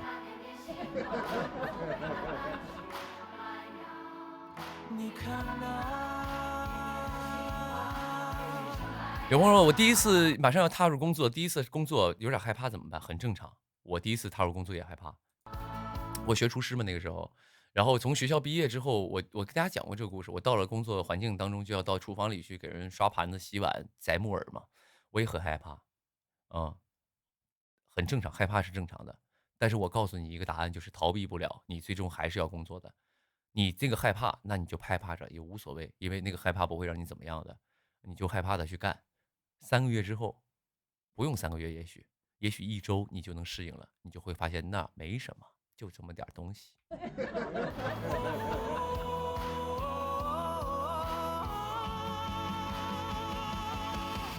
平凡的日子借着一点光，小朋友失业3年了，好焦虑怎么办？你根本就不焦虑。你要是焦虑，能失业3年？咱们就抛去说，比如说你是什么，就是个人身体上状况让你不能工作，这个抛去以外，如果你是一个身体健康的人，你3年没工作了，那说明你不焦虑啊！你焦虑个屁呀！别在那说好听的，你一点都不焦虑，你都能休息3年，你告诉你焦虑，你在那骗谁呢？你骗你自己呢？你给你自己的这个每天搁家躺着，找了一个借口吧？是不是实话，朋友们？他要是焦虑，他能躺3年。我告诉你，我3天没工作我都焦虑。你跟我说你3年没工作了，你焦虑？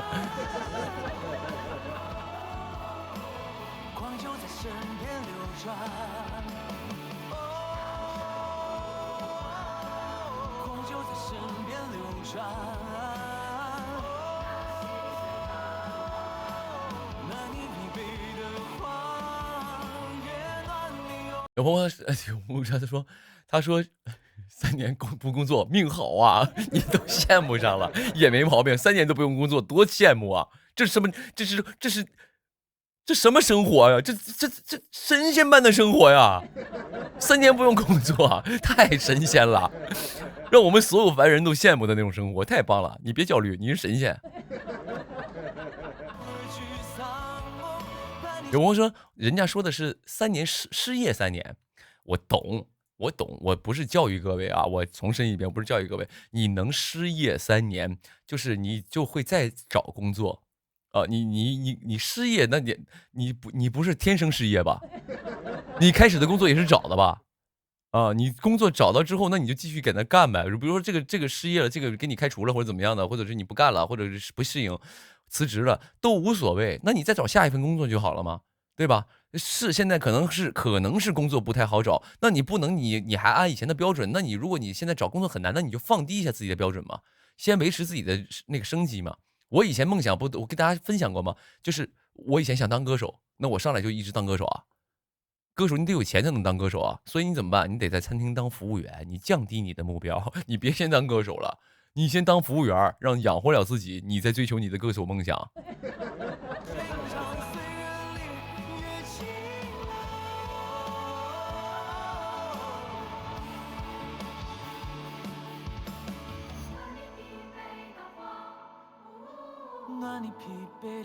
有朋友说刘宇宁如果不上班了会干嘛？刘宇宁不上班了应该会找个班上。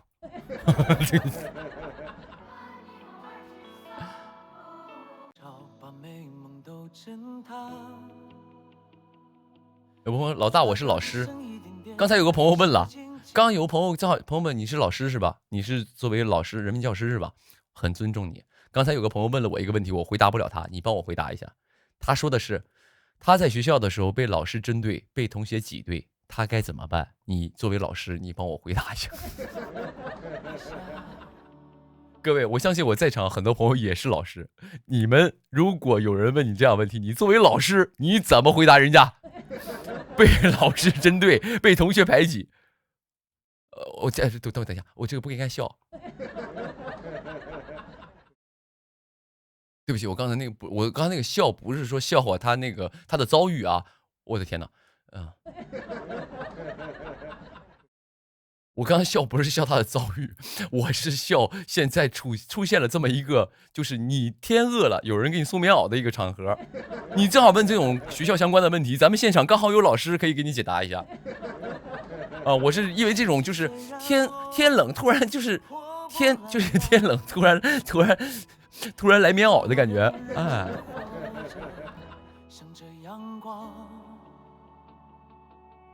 你看那太阳下山了，路灯不就亮了吗？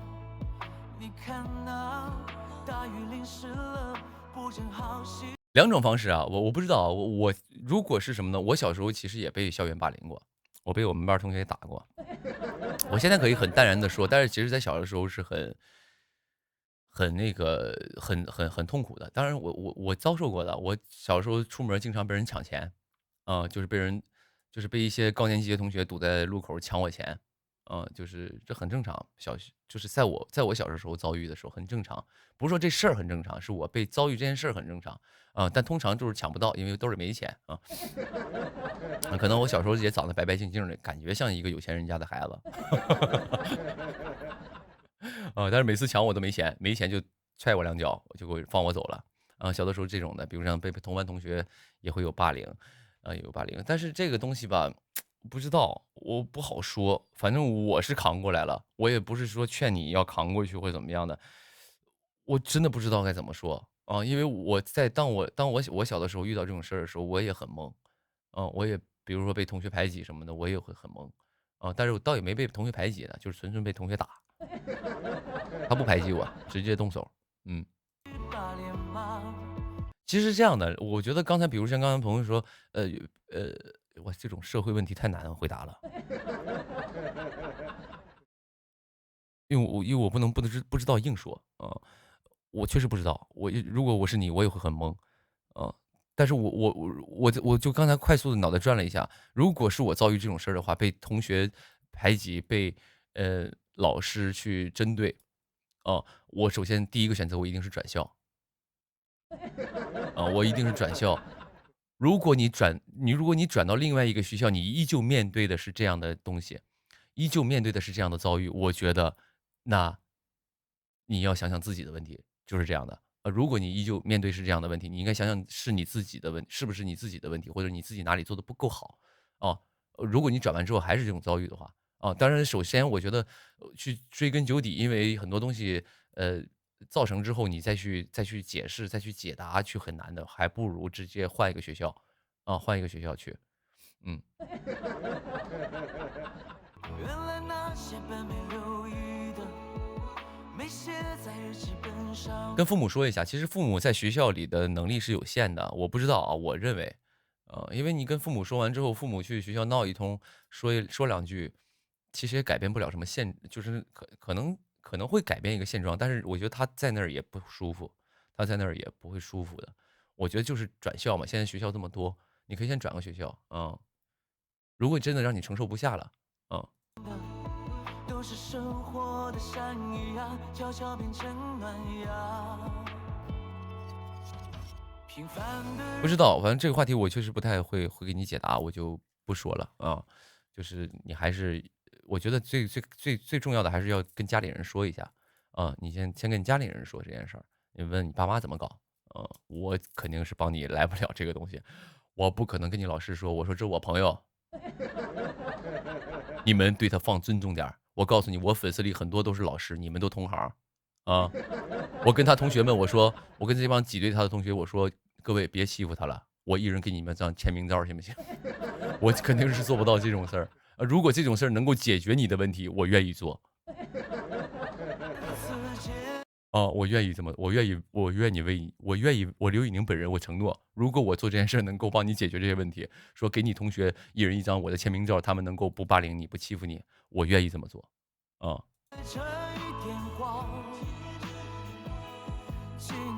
平常的我在千千万路人的忙，那幸福的回响都藏在日常片段，不用刻意寻找。有朋友老大，你什么时候进组不一定呢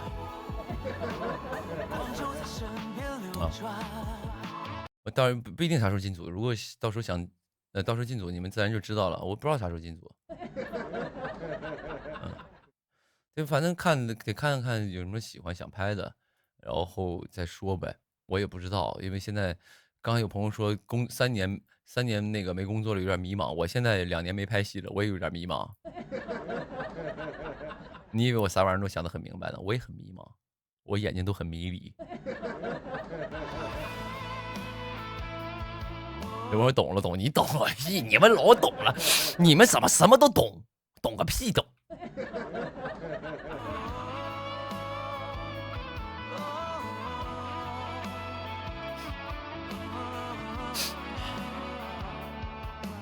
总习惯去想什么诗和远方，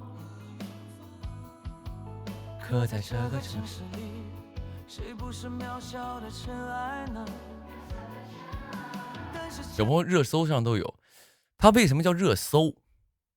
它不叫新闻，你要不要考虑一下？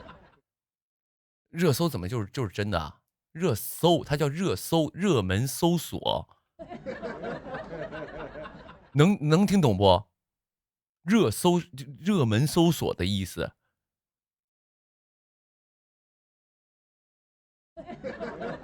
它不叫新闻，新闻才有一定的真实性啊。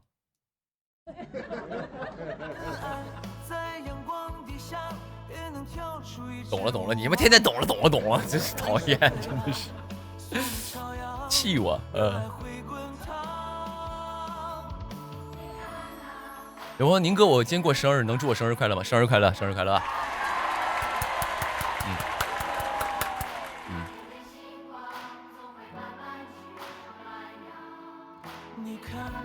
看看手里的串儿，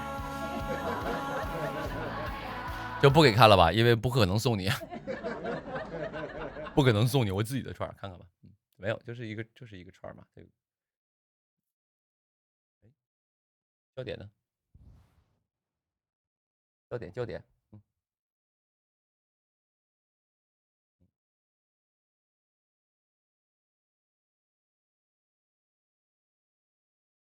盘的怎么样，朋友们？还行啊，看不清啊，看清了有的。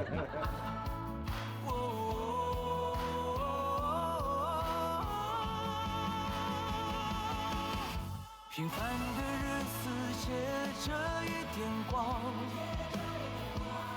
请那平常的我在迎接万路人的梦。凤眼，凤眼。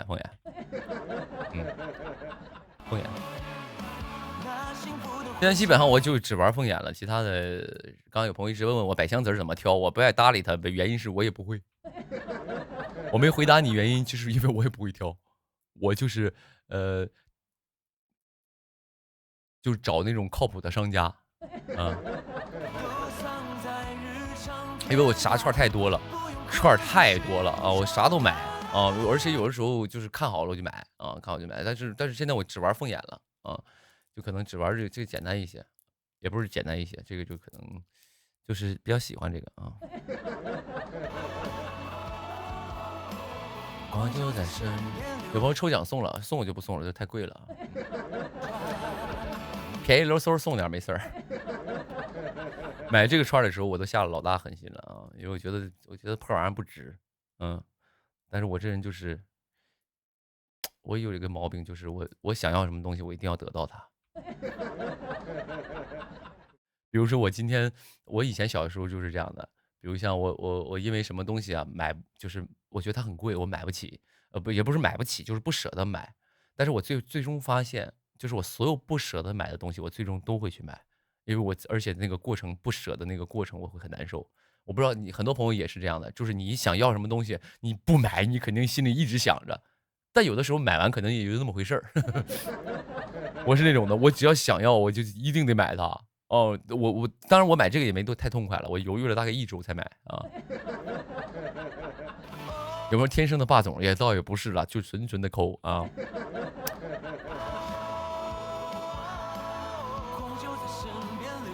有朋友说我不这样，我看好了必须买，那你是比较爽快、比较坚定的人啊。你看好了必须买，我知道就不让自己后悔嘛，我觉得是对的。我向你学习啊，我向你学习，应该是这样的，其实是这样的，只要你喜欢，你就去买，不要让人生有后悔，不要去有任何顾虑，你当下想做那个选择，让你快乐，你就做它，行吧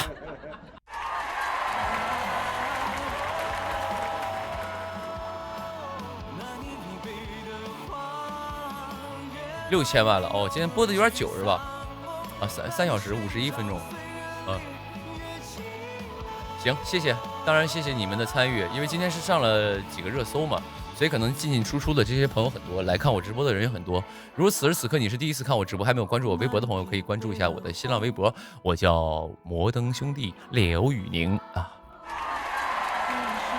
辛苦各位了，感谢每一个关注我的朋友，谢谢你们了啊，谢谢你们，祝福你们新的一年都发财，够不接地气。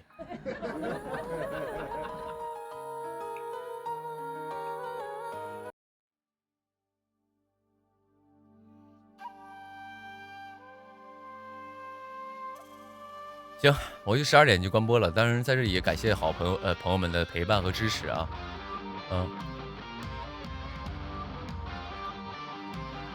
行呗，也希望你们开心。然后那个迎着风打碎了寒霜，把山河丈量，提青阳，地平线就在远方，轻轻的摇晃。传送乱过千重山岗，神秘着不来个晚安曲吗？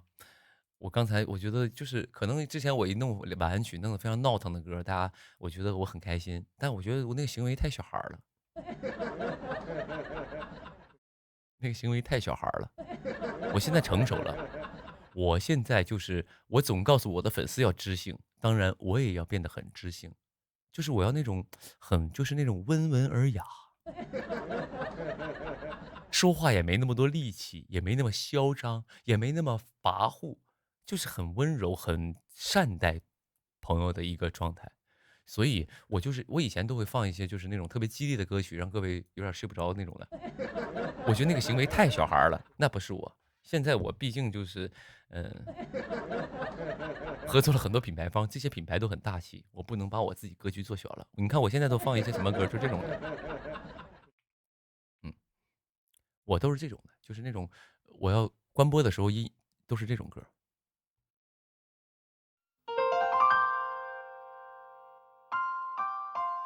好吧，今天的直播也到尾声了，那也希望我的声音和这首歌曲能够陪各位度过一个快乐的夜晚。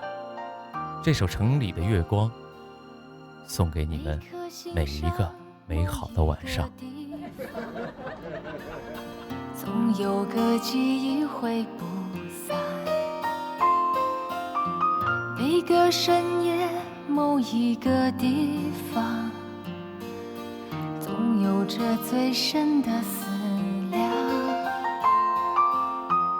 世间万千的变幻，爱把有情的人分两端。心若知道灵犀的方向，哪怕不能够朝夕相伴。城里的月光把梦照亮，请温暖他心房，看透了人间聚散，能不能多点？刚才有个朋友对我有一个评价，说你这个你直播戴这个耳麦，对你的脸型不友好，就是意思你戴这个耳麦对脸型这样看起来不好看。你非得在我下播的时候给我添堵，你说我不好看。我是这个意思，朋友们，我是这样想的，朋友们，我不瞒各位啊，就是我是相对来说在艺人当中，我是挺不注重形象的，挺不注重个人形象的。为什么？因为没有很帅气，没有那么精致。但是我想说，如果我的这些朋友们现在此时此刻看我直播，这帮朋友们有很多是我的所谓的粉丝、歌迷、影迷，对吧？我一般在直播间敢说粉丝，我一般到大场合我都说歌迷、影迷，显得很正式。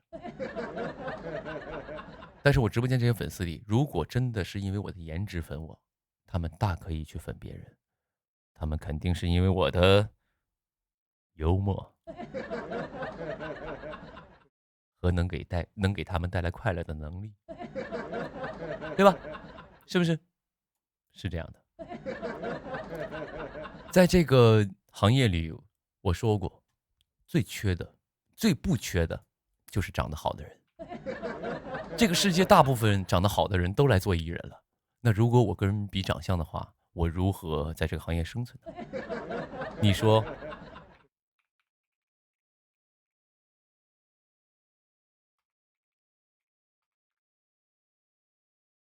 是吧？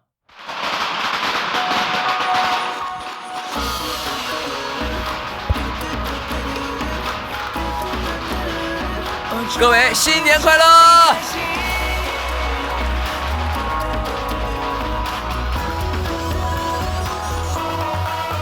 新年到，新年好，又是一年春来早。你对着一句安好，我把红包准备好。你左一，我拥抱，好久不见可还好？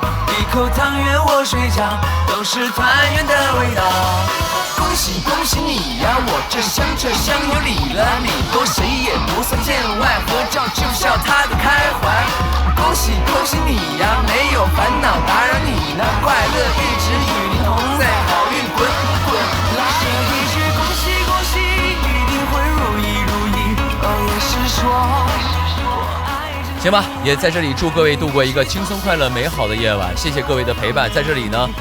这一夜有你们真好，愿你们这一夜过得愉快。那咱就下次直播再见了，各位晚安。